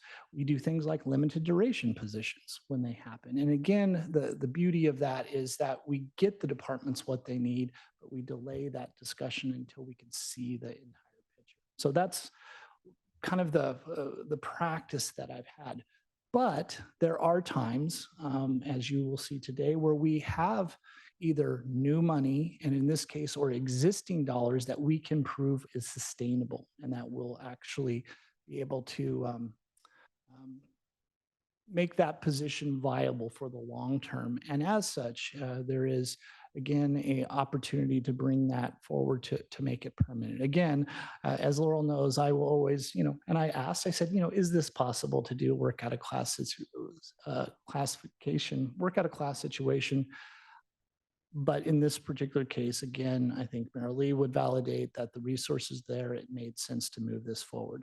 I think if this is something that happens a lot, which again, the new CFO will obviously have their take on this and perhaps play some defense going forward. But if this becomes a lot, I think, there's a way we could administratively make this a little more efficient for you by delegating to perhaps the county administrator and doing retroactive type approvals.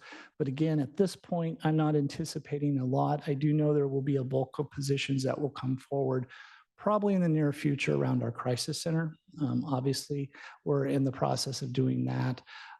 We have, as you all know, had health positions in the past that have come forward where I think the use was that if it's a new position reclassification, that they are revenue generators. I think we want to, again, play a little more defense against that and make sure that we can actually prove that before we approve new positions. So with that, Chair Ojiro, I just again wanted to provide you a little bit of overview since this was new.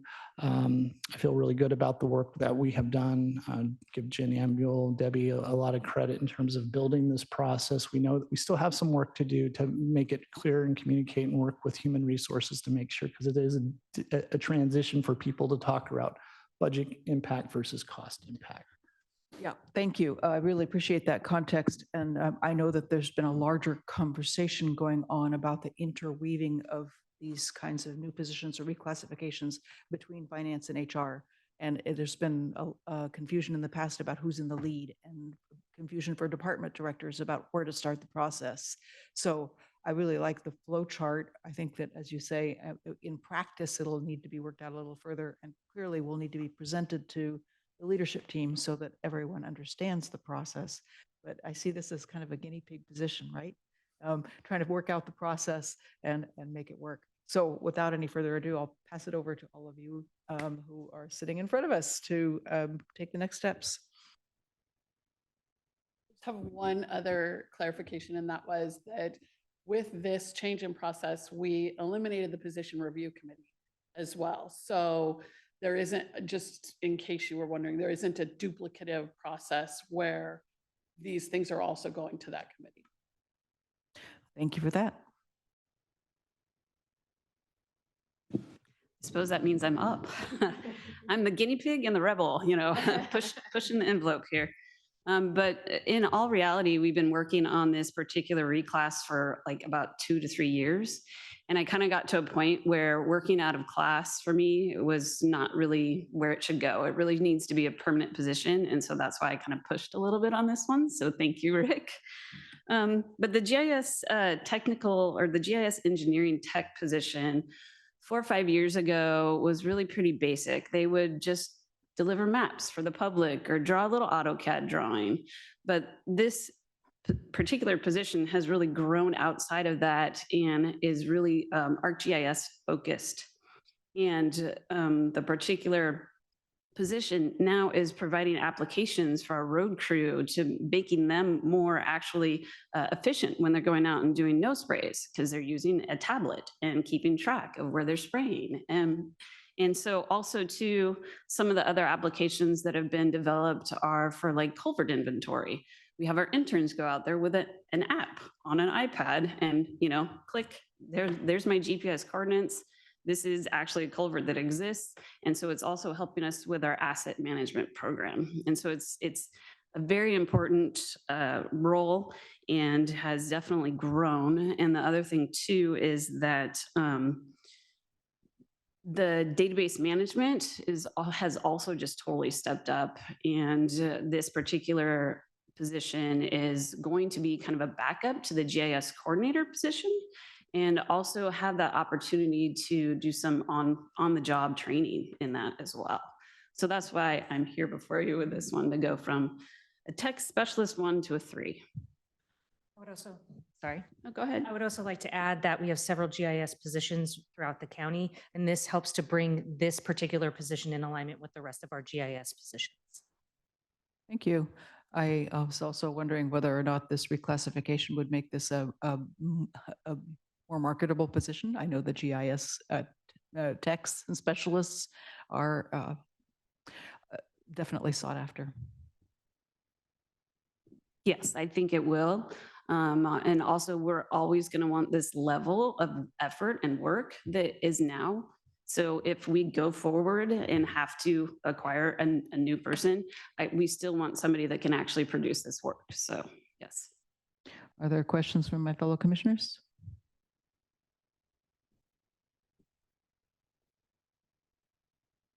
No. Okay, if there's no further questions, no discussion, I would entertain a motion. I move to approve a permanent reclassification of position 500294 from technical specialist 1 to technical specialist 3. Second. All in favor, please signify with an aye. Aye. Aye. Aye. Thank you. Thank you very much. Thank you. And Thank you very congratulations. much. Okay. We're moving on to item 8.2, semi-annual finance report for the period ending December 31st, 2023. We'll have a little shuffle going on. This presentation will be by Rick Krager, the Assistant County Administrator, and Debbie Sessions, the Acting CFO, and Jen Ambuel.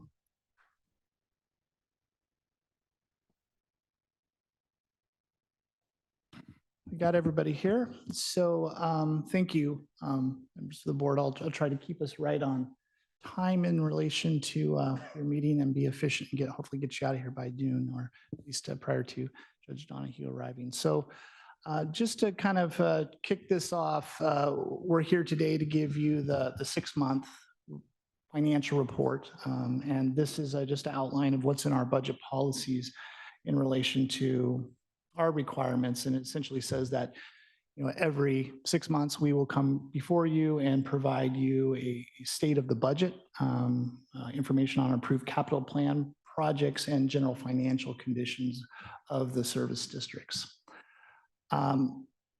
The reporting framework, so it's just kind of bittersweet for me, is that this will probably be my first and last time in terms of a new framework that we have worked. And you might recall a couple of years ago when I had started with you, one of the things, and I remember on Mary Otley's board, it had a red light, green light. And I asked Mary, what does red light, green light mean? And part of that was, the commissioner's desire to really work to a more succinct financial report that's kind of based around indicators. Again, the information that we provided to you was really, really good, but it was a lot. And how do we really give you the information you need about the financial situation of the county, but also really dive into the areas that are red light and maybe leave the green light alone, or at least a general comment. So that's what we have really tried to do here, is with a new and revised and hopefully improved report. But I'm sure Debbie and others, as I move on, will work to continue to focus on making this better. So again, in the past, we had really focused on a lot of the funds in each, which are very important. We have lots of funds within governmental accounting, but the way we had really presented the budget to you last time was really at a department level, department by department. And within those departments, there's a variety of different resources and there's a variety of different types of expenses. So how do we maybe stay consistent with that? So it's just sort of a natural flow moving forward. And so that's what you have in front of you today. I also, in this framework, wanted to, take the opportunity to talk to you about our capital projects. So we, last time in the budget development process, we had a little bit of a weird capital process or capital improvement program in terms of the budget deliberations, because of course we were all in a little bit of a hold in terms of what was happening. So this really gives us a chance to come back and talk about the CIP projects that you did approve after the budget had started, as well as some of the major capital projects that are going on that I know you're quite aware of. And then just also, we don't always talk about the audited financial statements a lot. And I think this is an area that we can continue to grow, to continue to improve, but also being able to, really point out what's going on there, because that tells a story. And I think, we'll continue to improve on that story. I know Debbie and others will continue to make that better and refine it, and just be able to give you the information you need going forward. So I'll start off with just kind of an overview of the budget in general. And this is just to give you an idea of where we're seeing things. So first and foremost, this is giving you where you started back in July, I guess, in terms of adopted budget. You have had one supplemental budget since then, which gives you information in terms of where we're at with our total revised budget. $503 million. We broke the $500 million threshold in the last supplement. And then you have information that gives, tells you exactly where we're at with expenditures as of the 6-month period. You can see here at 78.9 million, which is trending at about 16% total. But obviously that's a number, but you really have to kind of break it down and look at this from a categorical standpoint. First, our biggest cost, no secret, is staffing. So you can see there for the biennium, we're at a 22% level, which would suggest that at the 25% mark, we're trending a little bit lower. The one thing I might remind all of you all is, and there was a lot of discussion around this, is that we applied for the first time vacancy factor. So this tells me that we are meeting our vacancy factor as a total. So again, and every department's a little bit different. Some may be a little higher, some may be a little bit lower, but I know that this was a real concern, and this is a good place to be at least this point. Now, certainly I'll talk to you about some of the risk related to personal services as we go further along, but that's a good place to be at this point. Materials and supplies, and generally they're around 4% below where we would expect them to be. That's pretty traditional. Again, sometimes those estimates can be a little high, as we've seen in the past. We tried to standardize this last time by taking a estimate and then adding inflation. So it tells us that we were pretty good. Maybe still a little bit high. There's always opportunities for improvement. We did use a pretty high inflationary amount, which was, I think, a little bit beyond where like state government was using, just because we've seen historically high inflation. So that could have something to do with that. I think the one that jumps out here a lot, of course, is 8% of estimated expenditures at capital outlay. So as you know, we have a pretty large capital outlay budget at $129 million for the biennium is what we're looking at.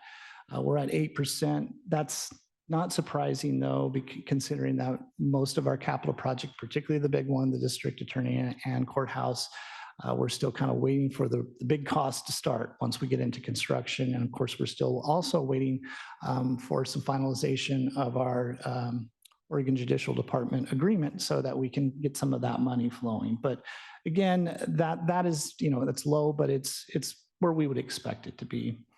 And then both our transfers and debt services are pretty much in line with where we would expect at this point. I did mention it earlier, but I kind of went through quickly through the second bullet. But I think, as you all know, from a personal services standpoint, this is something we're going to have to really, really watch. here in the next 2 years because we have obviously contract negotiations going on. We all know that there's been the application of a market study results put in place. So this is something that I know Jen and Debbie are going to be watching really closely as we go forward. And are there going to need to be adjustments that potentially need to be made to the budget? So let's get color coded here a little bit. So this is the red light, green light. So, you know, hopefully Mary Otley somewhere is looking this in retirement saying, he finally got there. So the idea here is again, to give you information both at the revenues and expenditures. And a lot of time we talk about expenditures, but we always talk about the revenues too much because budget's only as good as the money that you make. And so we have to make sure we're watching this very closely. So this is done by a department at a department level. And again, I think as time goes along, our benchmarks that we use could certainly change. The two that what we used for the county revenue was essentially looking at history, looking at the history of where these revenues would typically be at the budget. And if there was a variation of, in this case, we're saying below 1%, you know, then you're pretty trending green. If you were obviously 1 to 3% below average, then we probably should be watching this a little closer. And then obviously if you're in the red at 3% or more, then we're starting to get really concerned and maybe there's some mitigation that we need to do. And I'll talk about these areas as we go into the next few slides. The expenditure is a little bit more straightforward in that it's pretty much as simple. You're at 25% of the way. You know, how are you doing? Hopefully you're not greater than 25%, but certainly we don't want to see situations where there's a lot of excess above that. And again, that varies a little bit. I think as time goes along, it's always been our hope is how do we get to a place of, you know, we can project a budget, you know, for a 2-year period, but then once you actually get in the budget, things change. And how do you really forecast everything out within the actual execution? One of the things we'll talk about, the community health centers, that's what we have been doing the last 3 months, is really a model that's very comprehensive. That is a budget within a budget, if you will. And that's the kind of place we'd love to be across the board, but that takes time, that takes systems, that takes staffing, and we're making strides. But I think as time goes along, we can potentially get more improve on the expenditures, and are we pacing it the right way? So again, the idea of this is let's look at our entire budget and let's really talk about the things that are red, but also, you know, be able to mention some of the watch list things. Quick comments I'll just make on some of the green areas, again, because we're not going to get into those. One that I certainly want to watch closely is the Sheriff's Office. So first, I'll give the Sheriff's Office absolute credit. They do a great job in terms of really being on top of their budget and spending to the dime. So certainly they're trending in the green, but there's also been a lot of things in terms of implementation around personal services, around the market study, as I mentioned earlier. That certainly is going to be things that we need to watch. Another thing I will point out with the Sheriff's Office is the community corrections. You might remember the conversations that we've had in the past is that community corrections at the state level are going to continue to support our cost. And I think that's still a real concern. We are seeing obviously them staying within budget, and there's a watch that we need to do to look at the revenues. I think it's probably safe to say if things were to continue, we may be just about break even, but come next 2 years, which we had said in the budget cycle, we may have to revisit this if the state doesn't take action as it relates to actually paying for those costs. So again, in the green right now, but just sort of planting that seed for the future. So again, everything else is looking, you know, really good. There's a few areas, you know, that county council, it really gets up there close to the 24%. It just, you can't always control county council, but certainly we'll do our best to keep him in line and make sure he stays within budget. If you need help with that, Rick, count me in. Thank you, Commissioner. Might have to take you up on that. So let's talk a little bit about it. And again, I'm just going to focus on the yellows and the reds. Just real quickly, here's some areas that we marked that were outside the threshold. The juvenile department, again, was trending about 2% below the average. We really looked into this, and really no huge need for concern. What it relates to is delayed billing. Basically, that's the best way to say it. We have some grants that need to be billed towards. Matt was aware of it, got a little bit behind on doing that. So I think we've already assured that that is back on track, and we don't anticipate this, maybe be green next time. Perhaps it just continues to be watched. The community health center might surprise you a little bit that it is actually yellow. And that's because you will get another presentation in 2 weeks on the rebalance of the CHC. There's been a lot of great work that has gone into that. We had the pleasure to present to the CHC board last night on that preliminary rebalance. You'll hear it in 2 weeks. Good news, I think, as I said to them last night, we dodged a bullet. And a lot of that is because of some renegotiations with Health Authority and Medicaid rates. So that was really the big savior, but I'll talk more to you about that in a couple of weeks. I won't get into the real details. So that's why it's still yellow, even though things are better. We're going to have to watch it. It's still not, it is an enterprise fund, and it's really trending to a pretty low operating contingency. So we're going to have to continue to stay on top of that.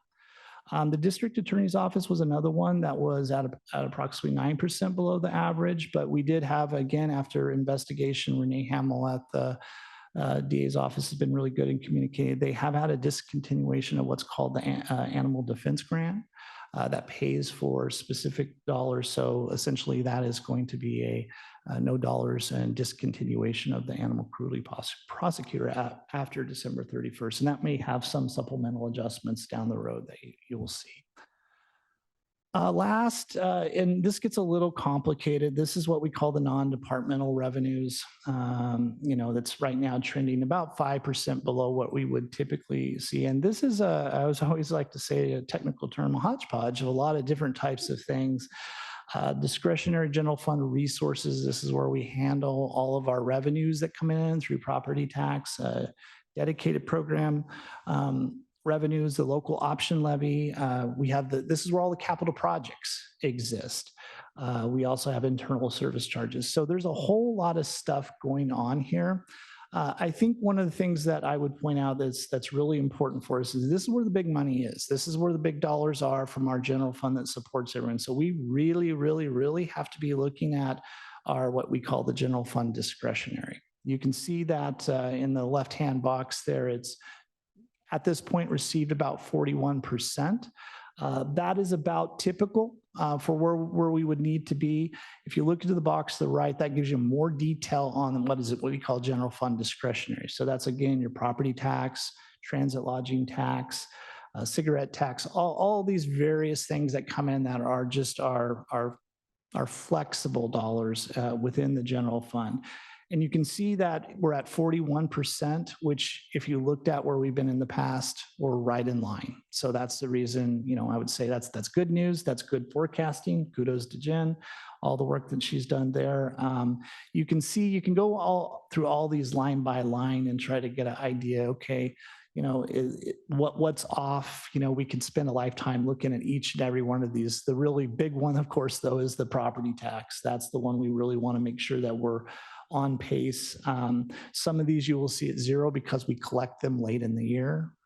So that's the reason they haven't been collected, but that's what the benchmark is. So again, I'm not going to go through every particular line. I certainly will answer any questions that you might have if there's one that concerns you or not. But I think that for the most part, we don't see a big concern. I think the one thing I would point out, you guys have heard me talk about this, interest earnings, we're doing quite well.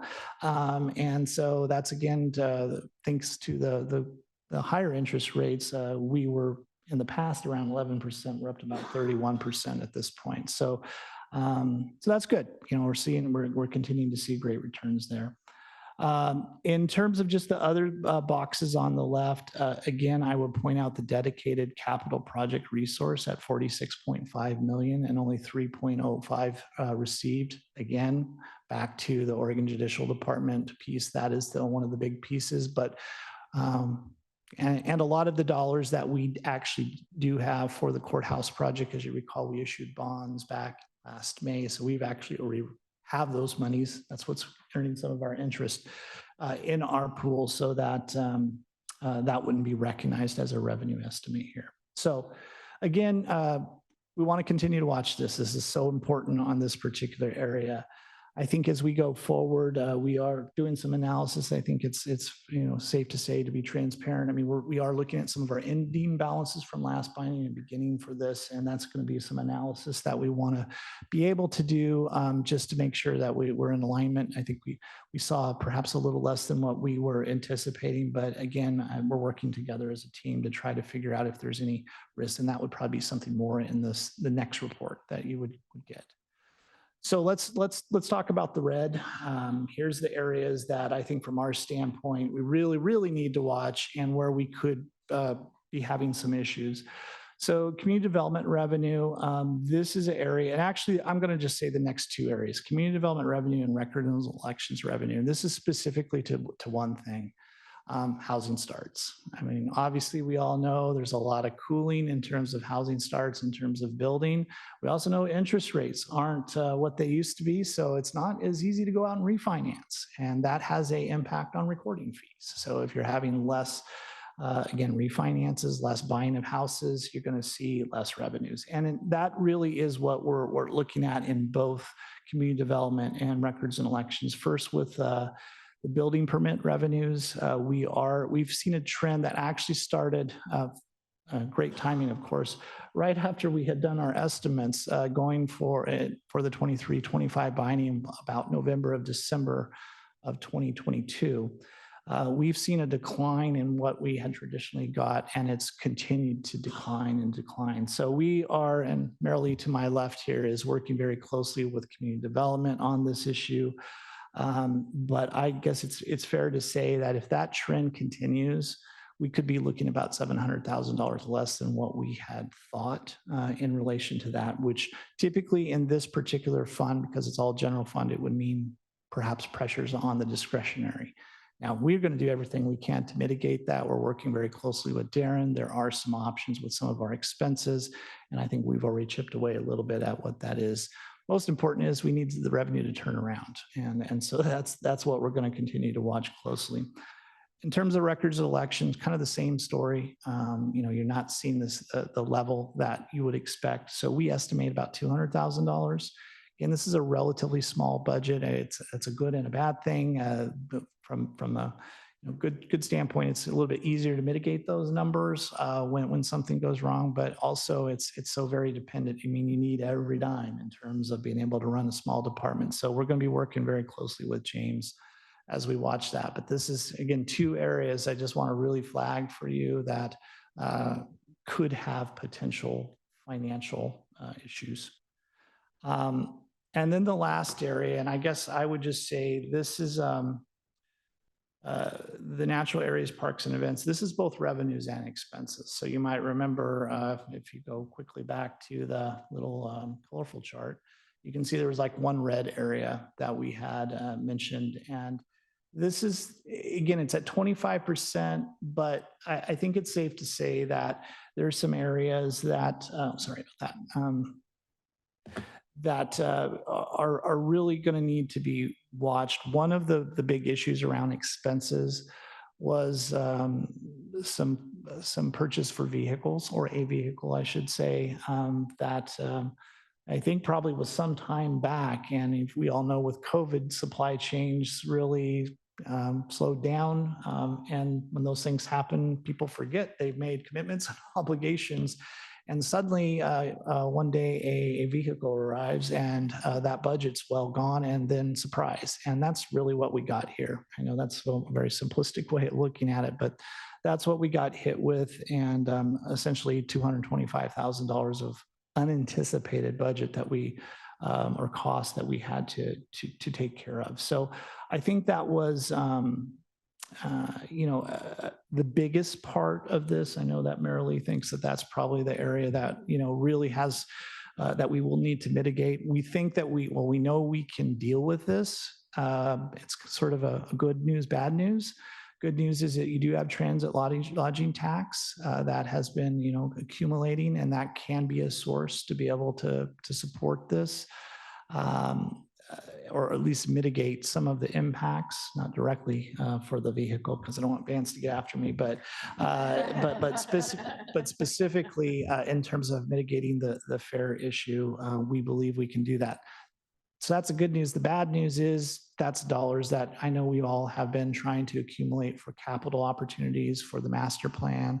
And we're still in a good place, but it chips away a little bit at that. So we're going to continue to watch that. Marilee's doing an outstanding job of really working with Jesse and really being on top of that, and also helping them with looking at closely at their revenues, which is the next segue of about 21% is what we're seeing.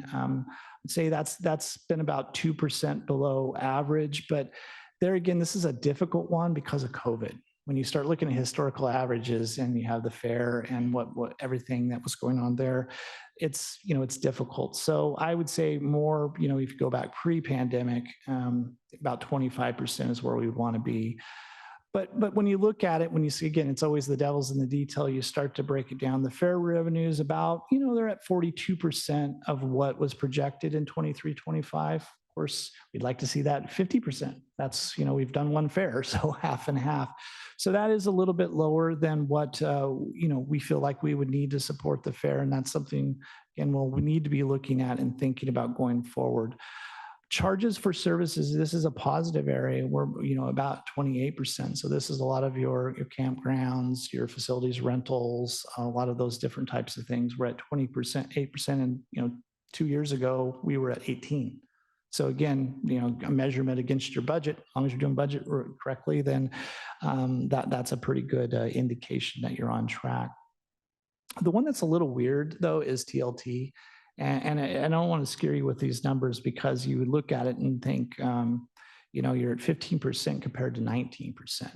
But remember, back to COVID, TLT was very difficult, and it was brand new in 2019. So our experience, we didn't have a lot of it. And so this is a situation where your budget may be incorrect and was incorrect when you look at it in the past. So when I look at this, though, at this point at 15%, that only really accounts for 1 quarter's worth of TLT that we have seen. So when we trend it forward on a straight line basis, it actually suggests we're probably getting about 2.5% more than what we would forecast. So again, a little bit of a deceiving thing there, but overall, I think Marilee and I both agree we want to keep NAPE on the watch list. This is, again, an area that is has a lot of revenues, a lot of moving parts to it, and we want to make sure that we stay on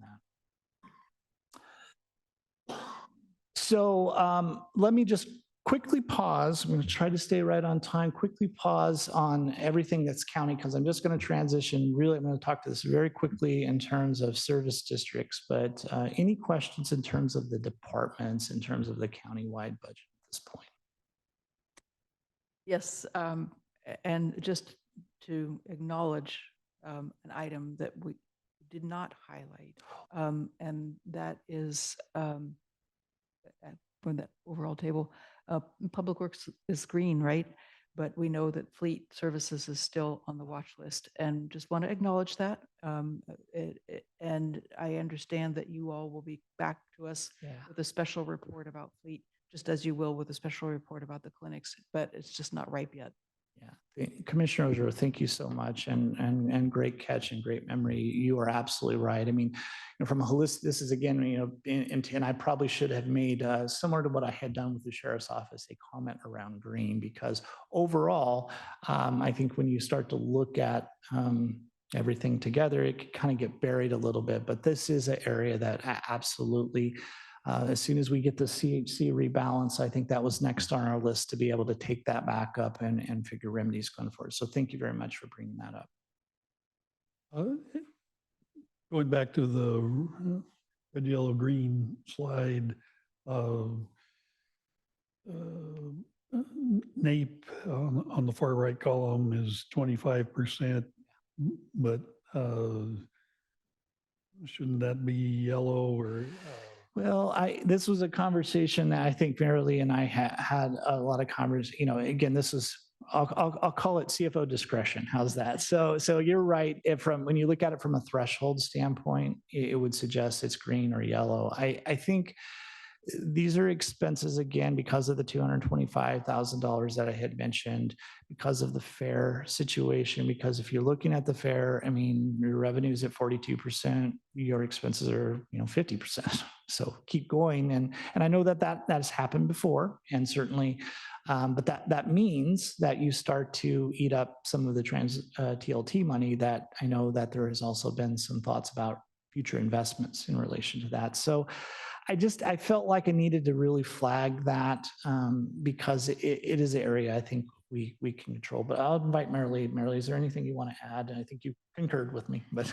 I do concur. And I know that Jesse has filed for an additional grant from the state. So there is some additional funds, hopefully, that will help balance that outside of TLT. And I think that's maybe the only other thing that we're aware of that's in the works. But yeah, we're watching it closely. I would also note with respect to the fairgrounds and the transient lodging tax that there's another party that watches those tax revenues very closely. That's the Oregon Restaurant and Lodging Association. And they don't like it when they get used for things like just operations, especially if they're not bringing in net new tourists and visitors to the area. So I think that we have to be careful about how we use those dollars. Absolutely. And I will tell you, we are very religious in terms of being thoughtful about all expenses. I think if there's ever anything that comes out questionable, we often work with council to make sure that everything is on the up and up. I think, as you said, I mean, the fair is a tourism piece. And so certainly from an eligibility standpoint meets, but you are correct. We really want to try to invest those dollars. So jumping into the service districts, again, I'm not going to take a lot of time on this. Again, I only have one yellow area, and this has been sort of an ongoing area for our South Third Service District in terms of some of our revenues in terms of coming in. And Marilee, if you wouldn't mind just maybe real quickly touching on that. I think this was, an error on my end as far as representing what we expected to receive in. My understanding was that if we had accounts that were past due, that when we turned them over to the taxes and to add to the tax rolls, that we would get our funds. Totally missed the part that we had one customer there that hasn't paid for 7 years. And so those funds are not forthcoming. So it caused us to be over in that area or a caution.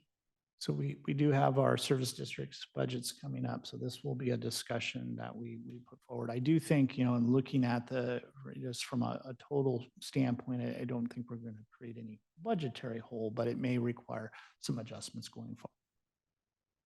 For the most part, the larger dollar amount service districts, the county is just the middle person. We collect it and pass it on. That is specifically the case for South Third, that we have no additional costs really rolling in there other than, an accounting fee type thing. We're getting those bills from Corvallis and passing that on. So we're just paying that expense and doing the invoicing. For the others, there is maintenance being done by county employees. So let's shift to capital. So first, I wanted to give you just a quick rundown. So as a reminder, there is a CIP committee. Commissioner Malone is part of that group as well as standing members. So we work to be sort of that control point of making approvals, changes. This goes back to your October of last year approval on CIP, and then this has been continued to be managed. So you can see $3 million is what we have started with. You have a listing of all the projects in front of you.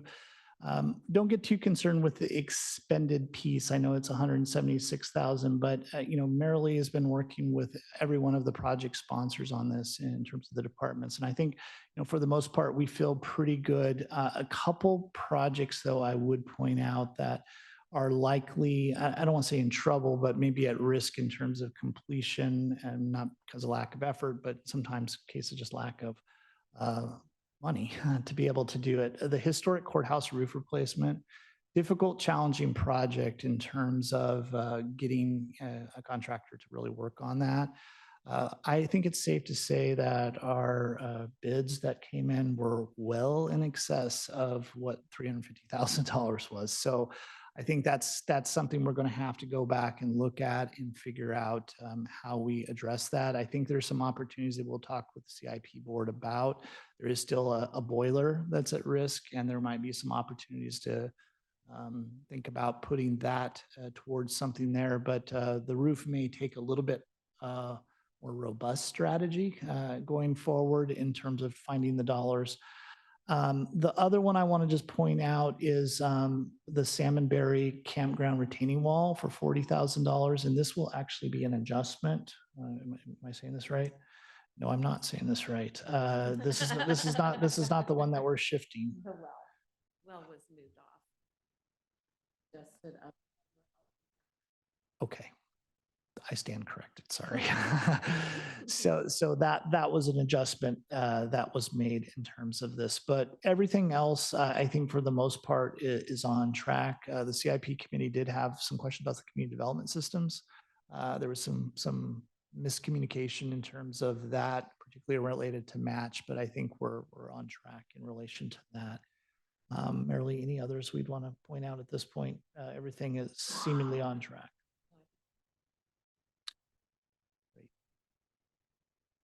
So here's the big ones.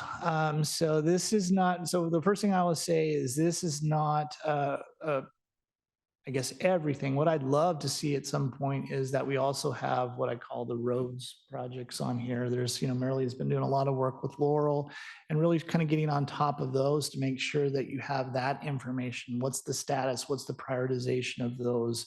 Those are not included in here, and I apologize, but as we go forward, that's something that we can continue. But we have what I'm calling kind of the non-road fund related projects, and a number that jumps out really big is a number I think I told you the goal setting is $118 million. And I'll tell you that's a lot of capital, and it's all at once. So this, we got our work cut out for us as we go forward. I would, as in my new role, working with you and trying to figure out a better communication plan in relation to these projects and how we not only communicate to the public, but how we communicate to you about, oops, I'm going all over the place, how we communicate to you going forward. But the courthouse and district attorney project, clearly that's the big one. We're about 11.2% of a spend. That's about right. Again, the big dollars will start to move once we actually start moving some ground and being able to get out there onto the site, which we're all anticipating happening here in the very near future. The Emergency Operations Center, there's just a small amount as of 12/31, but this one is again on track, moving in at the same time as the courthouse project. So I think that again, we want to try to get some economies of scale in relation to that. There has been some questions I know Commissioner Ojero had brought up to me in terms of the current size of the Emergency Operations Center. We are looking into that. I think it's, again, costs are rising, and so perhaps the square footage wasn't exactly where we had hoped to get to. The other one I'd point out, obviously, the Benton County Crisis Center. I'm happy to say we're in budget at this point, and I think with $30,000 to spare, I believe, at this point. It does have that does include contingency, of course, but again, I think you all know we had a lot of nervousness in relation to some of the things that were going on environmental, but I think we are continue to move forward. And as Paul says, we were starting to build up, as opposed to continue to going down, we're starting to build back up in terms of clean soil and being able to hopefully start to see some structure moving out there as we get into the spring. So fingers crossed, things continue to move forward. One that's up and coming, the Alsea Water and Sewer Project. That's an ARPA project, big need there. The rest of these projects are mostly federal types. I did put all the new ones on there just so we had the full picture. So Jen will actually, these aren't, I don't want anybody to think this is lining with the budget because this is entire project budgets to give you a depiction of kind of the amount of money that's gone into these. But you can see, obviously, we have the regional public safety infrastructure project, the Monroe Health Clinic replacement, and then the rural sewer infrastructure improvement, which will go in coincides with the Alsea water and sewer projects to be able to bigger supports out there. So again, just wanted you to see the whole picture. But I guess, you know, if you remember anything, you know, this is a lot. This is a lot of work ahead of us, and I think we really, you know, now to pull up our sleeves and really get busy in terms of moving these great projects forward. So I think I'm just about at the end and almost right on time. I just want to point out a few risks to everyone as we think about this. The first one, again, you hear me say it all the time, a lot of capital. $121 million worth of major capital projects. So that's the 118 we just talked about, plus the 3 million in CIP. That's a lot of capital moving forward, and we need to really, really be mindful of that. Again, I'm always proud to say that our last estimate we got for the courthouse district attorney's office, you know, was in budget. That was in December. We're waiting patiently for the next and hopefully final estimate to come back before we move into a construction contract. So that will be on budget. Obviously, we've seen the challenges with our crisis center. Let's hope that you know, going forward, we see less of that. But anytime we get into these things, and you just never know what you're going to find, and we just need to, you'll be able to work the problem and have people in place. So I, again, just want to put that out there. A lot of capital things that we need to be aware of. The second thing is, and you've also heard me talk about, you know, the need to, you know, address our salaries and the compensation of staff. You know, we want to be that preferred employer. We want to make Benton County proud. We want people to come work for us in this great community, but it costs money. And obviously we know nationally we're seeing increases in salaries across the board. And if we're going to remain competitive, then we're going to have to increase those. And I think this is a really big circle I want to put for you, that as we move forward in the rest of the biennium, I would say next 15 months. So this is something we just need to really work with our departments, try to manage it the best we can, but also be prepared as a board of commissioners that we may have to look at dipping into some of those reserves in the past. So again, I know this team will mitigate all of that, and you've got great department heads that will continue to try to stay within budget, but those are things that we need to watch. The next one, again, community health centers. I'm not going to let that fall off the list. That's something we need to, you know, continue to watch going forward. And again, we'll be reporting out. Reminder that ARPA dollars, they're ending. At the end of this year, there will no longer be any ARPA and COVID dollars. So a lot of that extra things that we've seen, particularly in capital, won't be here, that flexibility. So we were able to, you know, again, get through the pandemic through a lot of help. Again, using the CHC as example, $4.8 million of ARPA dollars really helped us through a tough time with the CHC. Could have been a lot worse. But those dollars won't be there anymore. And then I'm always going to talk about PERS. You know, we've been able to mitigate that cost, obviously, with PERS bonds to help kind of take down the impact of employer rates, but those bonds will go away in the future. Our side accounts will go away in the future. And I think there'll be a lot of discussion about, you know, what are the costs? What are the impacts? PERS has changed a lot too, though. And they've also have opportunities as employers are hiring more retirees that are actually, with contributions made to them, buying down that liability of costs. So there was an unanticipated impact, I think, that they're still waiting to see if that materializes to the degree. But even last biennium during the session, that's a great advantage for a lot of employers. Gosh, I thought I was almost done. So I'm just going to talk a little bit about fund balance. This is the thing that we watch always very, very closely. And just to be able to point out to you that, you know, we've seen our general fund balance grow over the last 10 years, you know, pretty substantially. And that's good. That's enabled us to do a lot of the things, the credit ratings that we got upgraded, you know, though that's good to have. That helps. It also helps us prepare for emergencies. So again, as I talked about, when you start looking at anticipated costs, you got to have that rainy day fund. So you can see we've been able to build that, quite a bit. And this is all from our financial statement. So again, to just give you an idea that, we are, continuing and need to continue to strive to build that general fund balance. As you all know, we also want to be able to look at our needs around a jail. And so how do we leverage this to the best we can to put ourselves in borrowing capacity to be able to do it? I know we'll be talking more about that. So I know I said that, but I know I'm right at my time. So I want to stop and answer any questions that you might have. Go ahead. And of course, invite Debbie or others if they have something else I missed.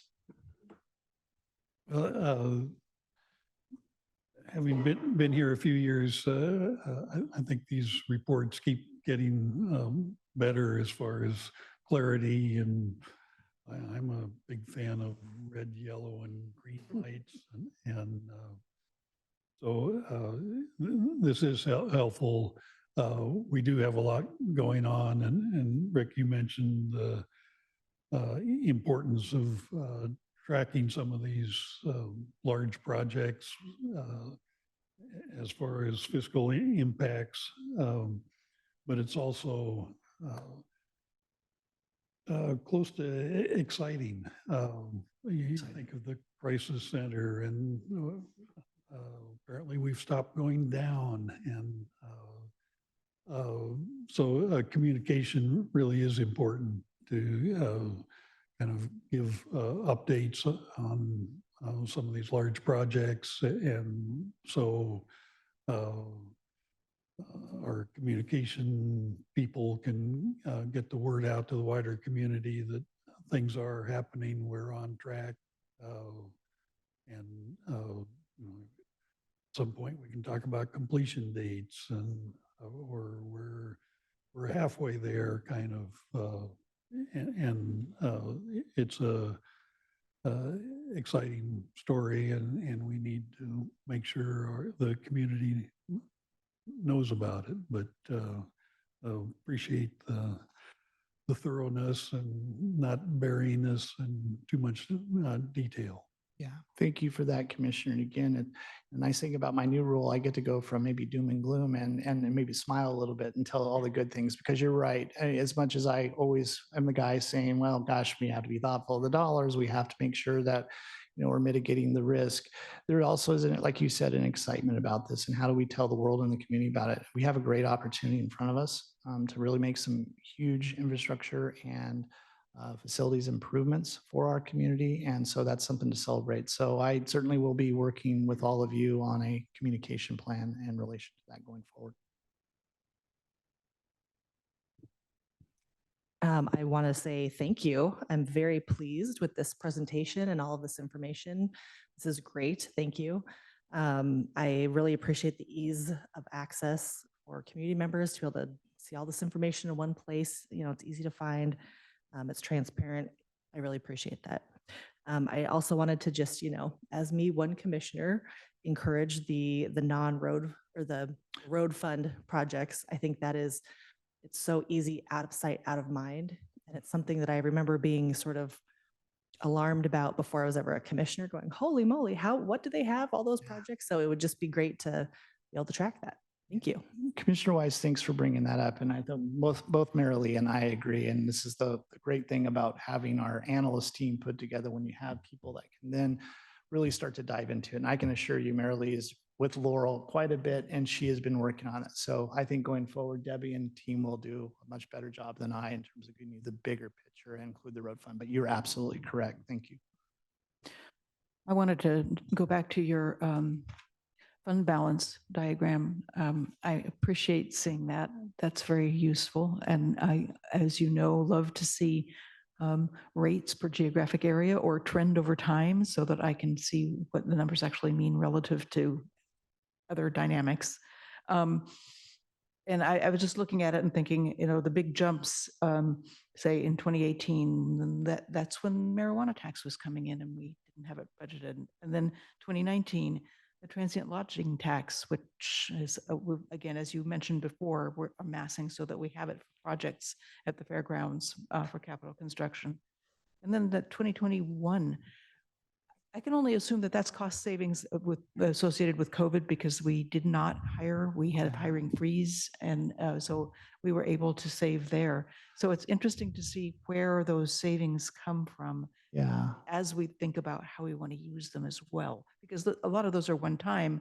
And from what I'm seeing there between 21 and 23, the rate of growth in that general fund balance is back to what the rate of growth approximately was prior to 2017.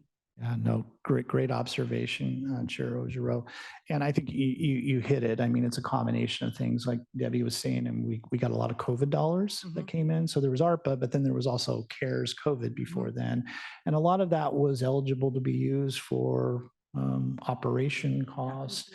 And so that preserved the general fund from being used. But I think the other thing it's fair to say is that there probably the costs were down because obviously, it was harder to hire people. And so we saw, people working remotely and maybe not as much cost put into your overhead and things like that. So it's probably a combination of a variety of things. So it's not surprising, but I think, it's sort of set us up nicely now to where it's bolstered, and now how do we keep doing it? And of course, you might recall, and I know Commissioner Malone always reminds me, one thing to add is sort of the little line chart of our ability to borrow money and where we're at in terms of best practice. The reason that gap was so wide several years ago was because of this. We saw a huge growth in our general fund, which now we just need to be able to sustain that going forward. So great catch. Thank you. Any other questions from the board? Thank you very much. I too really appreciate the some of the new slides, new information presentation. It's easy to understand and assimilate, and I think more actionable from our purposes as a policy and strategic board and in our budgetary role. So thank you.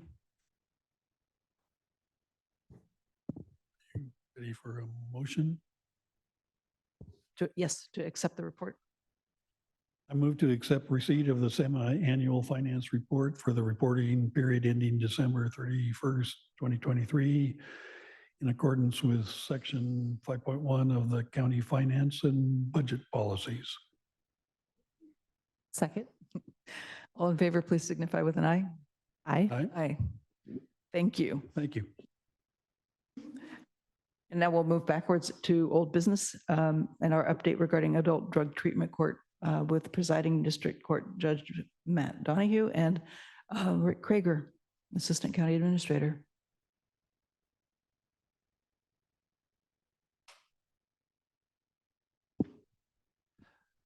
Thanks 3 minutes again. early. Thanks again, Chair Ogerow, and just delighted to have Judge Donahue here with us today. And I'm pretty much going to turn this over to him. I'll just sort of set this up a little bit. You all recall, obviously, last summer, we came before you. Judge Donahue was here, and the decision was made to suspend our drug court program. But we also were very clear, and the judge was great about, how do we reimagine that? How do we, work to see, is there a different model, a way to do that? As part of that, our behavioral health services department was the provider of services. We clearly needed to look at a different model. We needed to look at different funding. You were all very, very clear with me at the time that, we obviously wanted to be thoughtful about cost. And so I've been, delighted to be part of, working with Judge Donahue over the last many months, working with the policy committee and just again, reimagining how this could look, how it could be set up. We've had a chance to really, I personally had a lot of chance to learn more about the program and how it operates and the importance of it, which has been of great value. But in addition, I think we've learned about other models, Lane County in particularly, and some of the service providers, and particularly some of the opportunities. So with that, I'm going to turn it to the judge just to kind of give you a quick update of what we've been doing. What we're hoping to accomplish here today is one, just make you aware but also let you know kind of where we see this going in the next couple months. We have a grant opportunity. So clearly we have to get approval from the board to apply for a grant before we do that, and that would happen. But we want to make sure before we start to take off too far that you're informed. And then I can also talk to you about some of the things, I don't want to say challenges, some of the obstacles that we need to kind of navigate through if this does move forward and we do get funded around facilities. I think we have a plan that could work. But with that, I'm going to give it to Judge Donahue.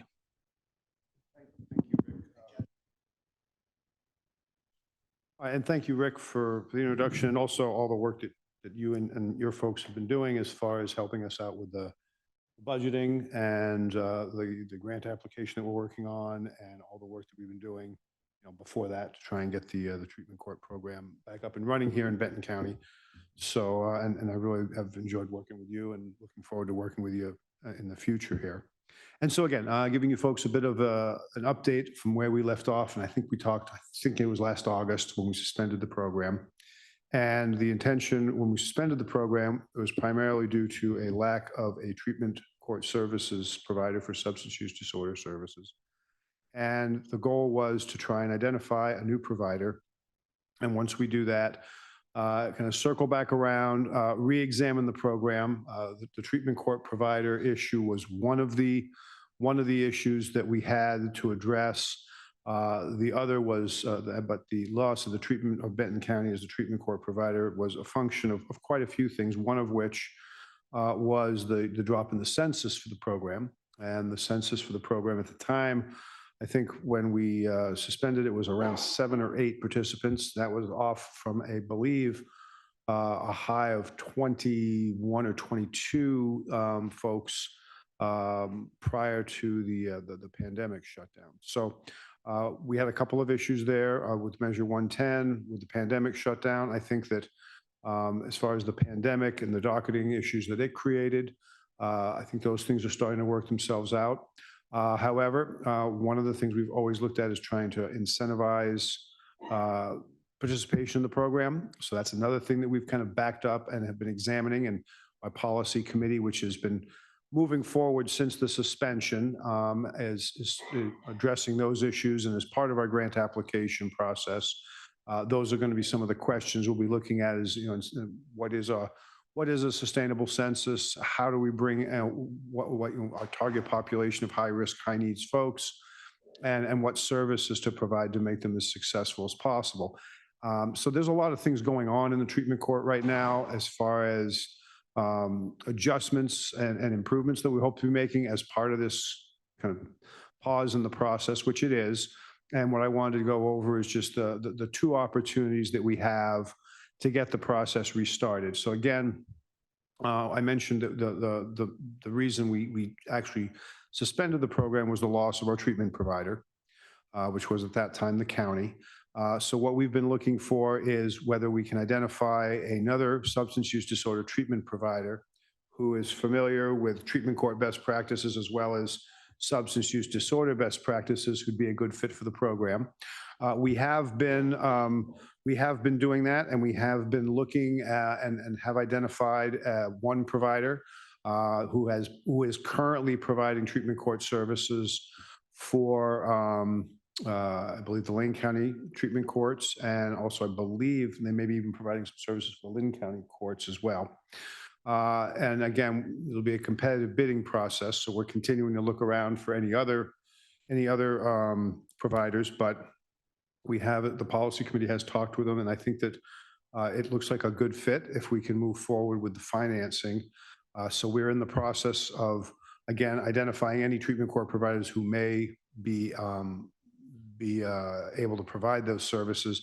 We have identified one, and that would be, so I think we are right now confident that we can move forward to identify and locate and secure the funds to start the program back up. And so again, as I mentioned, we have 2 opportunities, one now and kind of one later. The now is a federal grant, it's a Bureau of Justice Assistance. It's an implementation grant, it's a 4-year grant. I believe the maximum amount is $900,000 across the 4 years. And that is to implement and start a treatment court, an adult drug treatment court, or a veterans court. We'd be going with an adult drug treatment court. The application is due May 2nd, and I believe it came out early February. Since it's come out, we've been working with, again, the first step was to identify a treatment court provider. That took us a little time. I think we're comfortable enough where we are now that we're moving forward with the grant application process. Now, the grant, I think, as Rick alluded to, it's a federal grant. It's a 4-year grant, but it is a money match grant. And so what that means is that there needs to be a 25% match by the applicant for the grant funds. So if we were looking at a $900,000 grant over the 4 years, we would need to provide, I think you take the 900,000, divide it by 70.75, and that becomes the amount that we would have to provide as a money match. Now, there are a couple different money matches. They can be kind of in cash or in kind.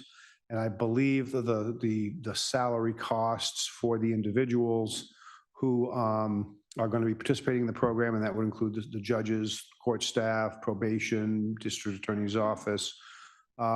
Those would be included as part of the money match. And one of the other money match components we've talked with Rick about is the facility for the treatment provider, because they are the treatment provider that we're looking at. It currently doesn't have a presence here in Benton County.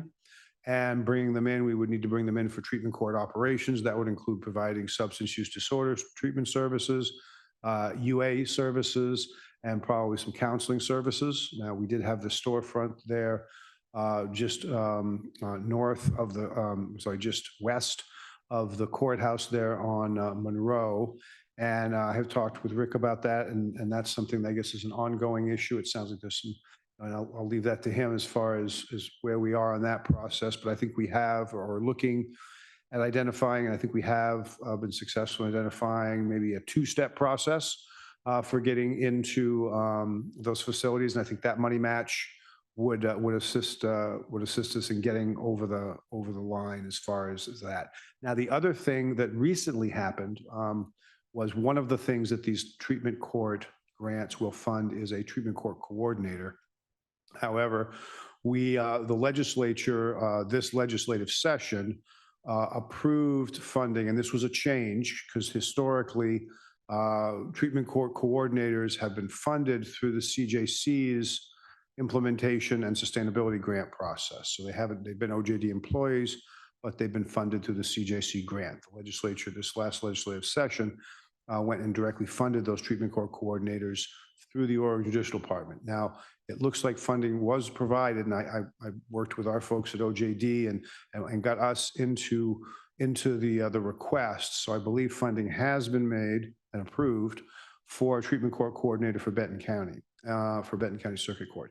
Now, I'm not sure what that treatment court coordinator is going to look like, because currently, in addition to standing up the adult drug treatment court, we are working on standing up a family treatment court as well. And so we are going to need a treatment court coordinator for that. And so right now, it looks like we have some funding outside of what would traditionally be grant-funded coordinator funds. So we may be able, and I'm still working on that, to use that as part of the money match as well, because it wouldn't be grant funds, it would be OJD funds that were, and it looks like, we have to confirm whether they're being funded through the general fund or through some of the federal funding that the state gets, but I'm not sure. So again, there's still discussion there. But I guess the upshot is we do have this application opportunity. Currently working with our policy committee, and Rick being a member of that, to get that application done. Now, we are also working with the county's grant contractor, who's been a great resource, and hopefully will be providing us some additional assistance. OJD also has some grant writing resources, which we've been utilizing as well. And I've been reaching out to them, and they've been providing us some assistance. There's two, I guess, if we don't get this grant, that would be our opportunity for 2024 to get the program going. If we get that grant, we'll have the startup funding to get it going again. If we don't, then we'll be looking at 2025, because in that year, the CJC, at this point, under the current budgeting scheme, and the 2025 legislature may change that, I don't know, would be providing implementation grants through its funding program. I believe it does its sustainability grant application process usually in the spring. And then in the fall, the same year, and that would be fall 2025, it would be going out for a sustainability grant, for its implementation grants. The hope is at this point that we will get the BJA grant. It's a function of two things. One, can we get the grant submitted on time? We don't have a treatment court coordinator currently, so it's essentially being done by our policy committee folks, which is a bit of a lift because our policy committee is myself, Rick, we have Joel Pickard from probation, we have Senior District Attorney Ryan Jocelyn, and Clark Willis, as well as Tracy Thompson from DHS, all of which are kind of overworked and stretched pretty thin. So they're all having to build in additional capacity at this point. I'm anticipating we'll be able to do it. But again, even if we do get that submitted, that is a much more competitive grant process.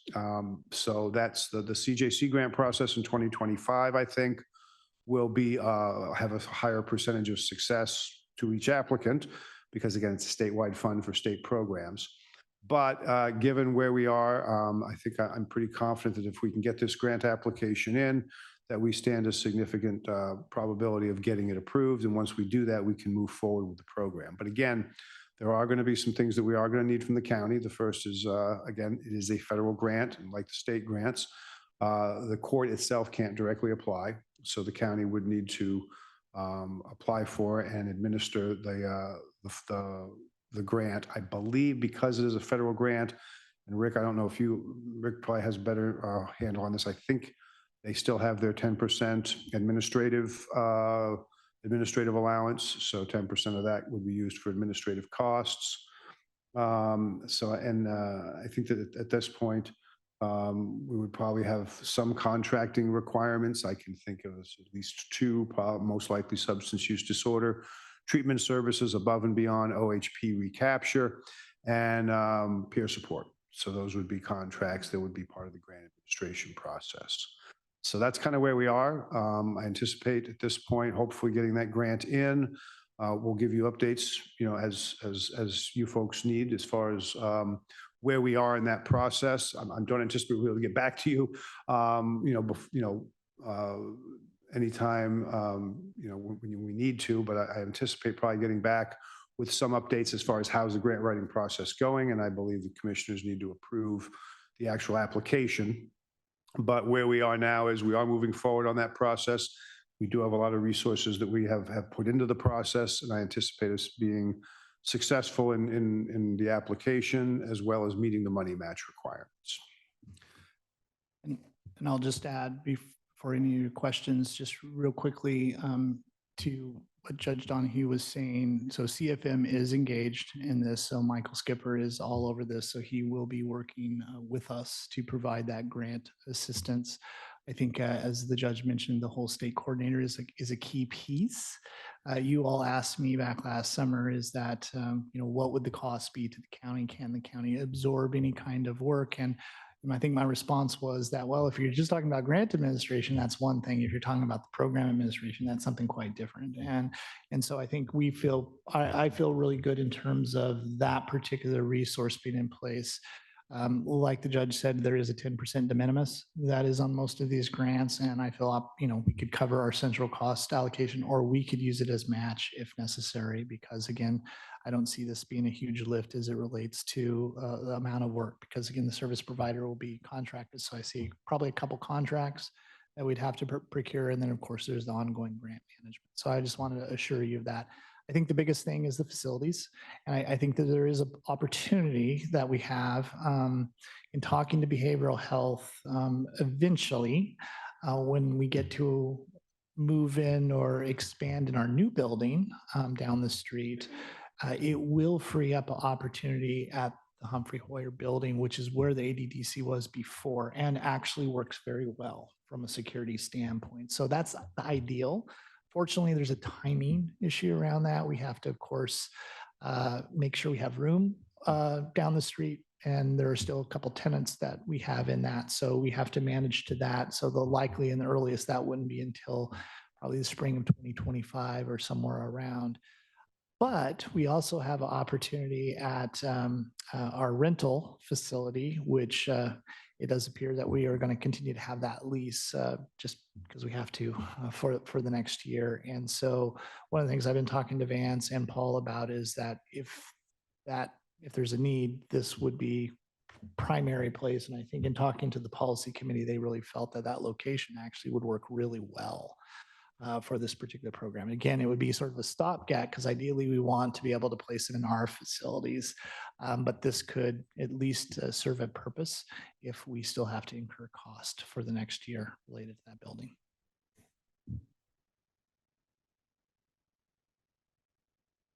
Any questions?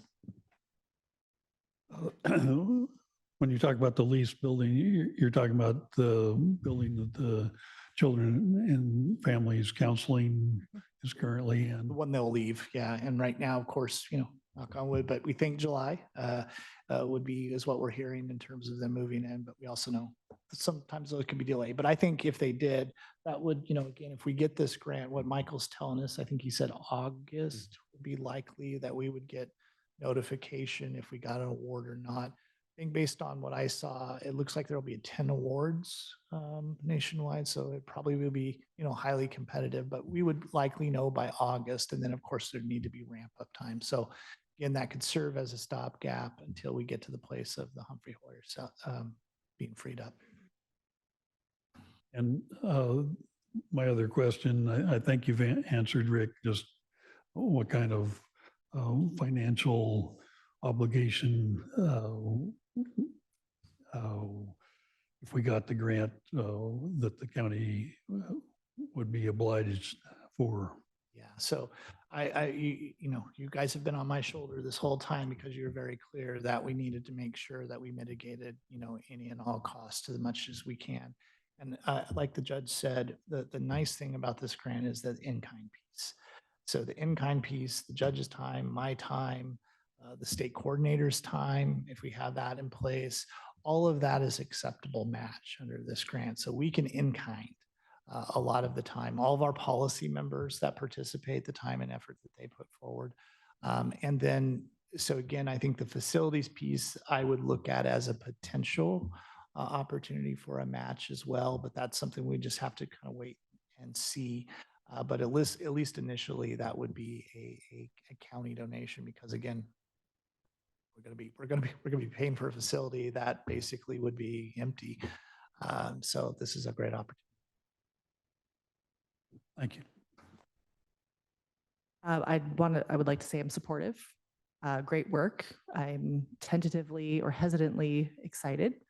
And this might be sort of premature since we don't know if we've even gotten the grant yet. When it comes to the service provider, so their space has to be an area that we own, or can they lease or rent a different space? It's open, obviously. You could have a provider if they, were willing to, rent their own facility or have it, but that's a cost I'm sure they would want to pass on to us. So part of what we're, trying to work on is a pretty, $900,000 for over the course, I think it's 3 years in terms of the grant. It's not a huge budget. So I think, obviously we've already been talking about how do we manage that over the time, but Nancy, that is a option. The question is, can you make it work? Can you make it pencil? Sure, thank you. There's just lots of back and forth and yeah, the drug treatment court stuff is complicated. So thank you. Yeah, and of course, any kind of facility we made available would have to be made clear in the request for proposals. So any provider would understand and know that they're on an even footing when it came to that element and that we weren't making it any kind of a deal. But in order to bring a new provider into the community and given the tightness of the market, it might be a reasonable thing to do. So yeah, I think we just need to look at that from a match standpoint first and then from a policy standpoint. And the judge mentioned this earlier, but I think it's fair to say it just again, so council doesn't slap me upside the head. And we're having discussions at this point. So obviously there's no obligations in any way. We're just exploring opportunities. Anything that we do will obviously have to have a RFP process. And we recognize that. And as he said, unfortunately, it's limited in terms of who is actually out there. And, but, you know, again, we were able to, through the help of actually our, I think our DHS representative on the policy committee, get connected with this particular one. But we're going to keep it open. But it's nice to know at least you have a very, and I think it's safe to say they're very interested. I think they're eager to be able to help, and they've got some great experience in Lane County. So I think that's a good problem to have. So I will make sure there's RFP. Well, I'm with Commissioner Wise. I'm cautiously optimistic, and I look forward to hearing the next steps. I did have a question. I'm not exactly clear the county's role. This would not be a county program, is that correct? No, the drug treatment courts are court programs. So the county is administering the grant for the treatment court if we get a treatment court. However, the treatment court program is a part of the Benton County Circuit Court. So the program itself is operated and maintained out of the circuit court. And it is, it's essentially run as an adjunct to other court programs. It is basically full, it's a part of the criminal docket for the circuit court. And the staff that actually run the program are court staff. And essentially the policy committee and the other stakeholders are kind of brought into that process, as well as the county in a variety of different roles that are consistent with the best practices for treatment courts. But at the end of the day, this is a program of the Benton County Circuit Court. Okay, thank you. And I guess this is where I've learned a lot over my 2 years. I think when I first came here, I probably even accused of saying that, it's a Benton County program, but again, everything the judge said is correct. However, it is part of the grant, is our grant that we have to administer on behalf and provide those resources to. And as such, it's part of your budget. So that's always kind of the, not necessarily a program, but it is within our budget. So you have a fiscal accountability responsibility that we have to ensure. And we're the fiscal agent, not unusual. Okay. Well, definitely in terms of just the barometer, I think you've gotten the thumbs up from Commissioner Wise, thumbs up from me, from Commissioner Malone. So yeah, look forward to hearing the next iteration as you move towards proposal for the Bureau of Justice Assistance. Well, thank you very much for your time. Thank you. Have a good afternoon. Okay, with that, we've come to the end of our regular business, but Well, I have another. Oh, okay. I just wanted to acknowledge the fact that we are going to have an executive session. Well, just so you know. Yes, I do know that. So hopefully this will be quick. When we approved the funding for the ABC House table, I requested that we determine who will be invited at a public meeting that we will all be at. And I know Commissioner Ojo agreed, and I believe Commissioner Malone agreed. I did receive an email from staff asking about this, and it says that the sheriff was invited. Yes. So I don't remember us having a conversation at a board meeting to invite the sheriff. Okay, I apologize for this. What I told the sheriff was that he's perfectly happy buying a seat at this event or on his own, but I wanted to hold him off until we had the discussion to see if we had room at our table to include the sheriff. Historically, the sheriff and the district attorney have participated in this particular meeting because the ABC House works very closely with the sheriff's office and the district attorney's office. So I did not invite him per se. I said, wait, because we haven't had this discussion yet. That's what I said. It's in email. Okay, I've said this before. I don't know how much more clear I can be. Historically is fine, but it's our decision to make, and I'm frustrated, so. We have not made any decision. I have not So we given should anyone please tell any decision. we need to be very clear with our staff because I think they have different expectations. So I think there's room for clarifying with our staff when something is mentioned by a commissioner, that is not a direction or not set in stone.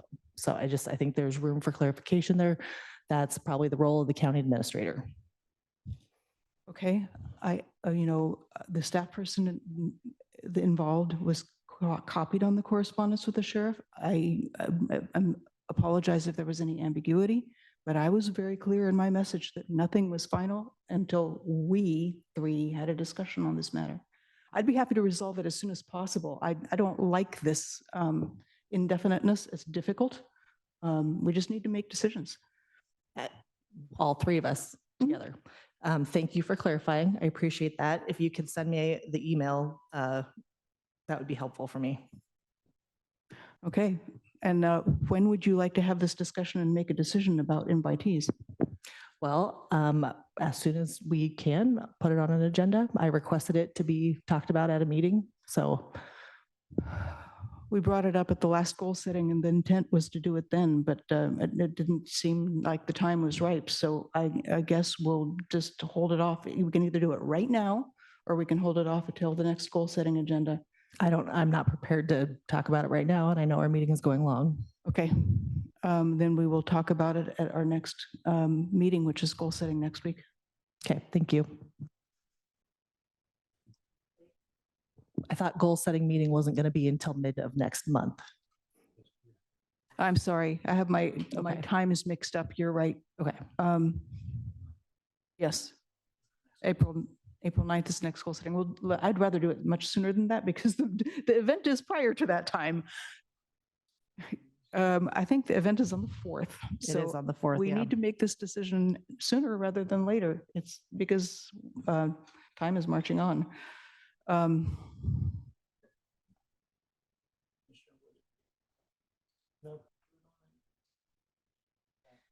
The problem It's is way too late. yes, the Event is issue 2 is days later.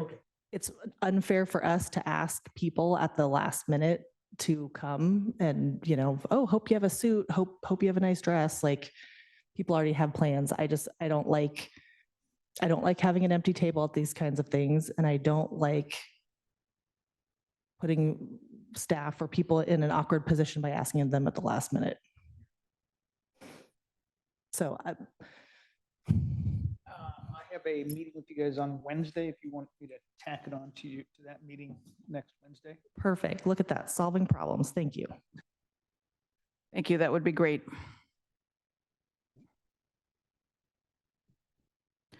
Okay. At this time, I'd like to recess our regular meeting and clear the room for an executive session under ORS 192.6602D for labor negotiations.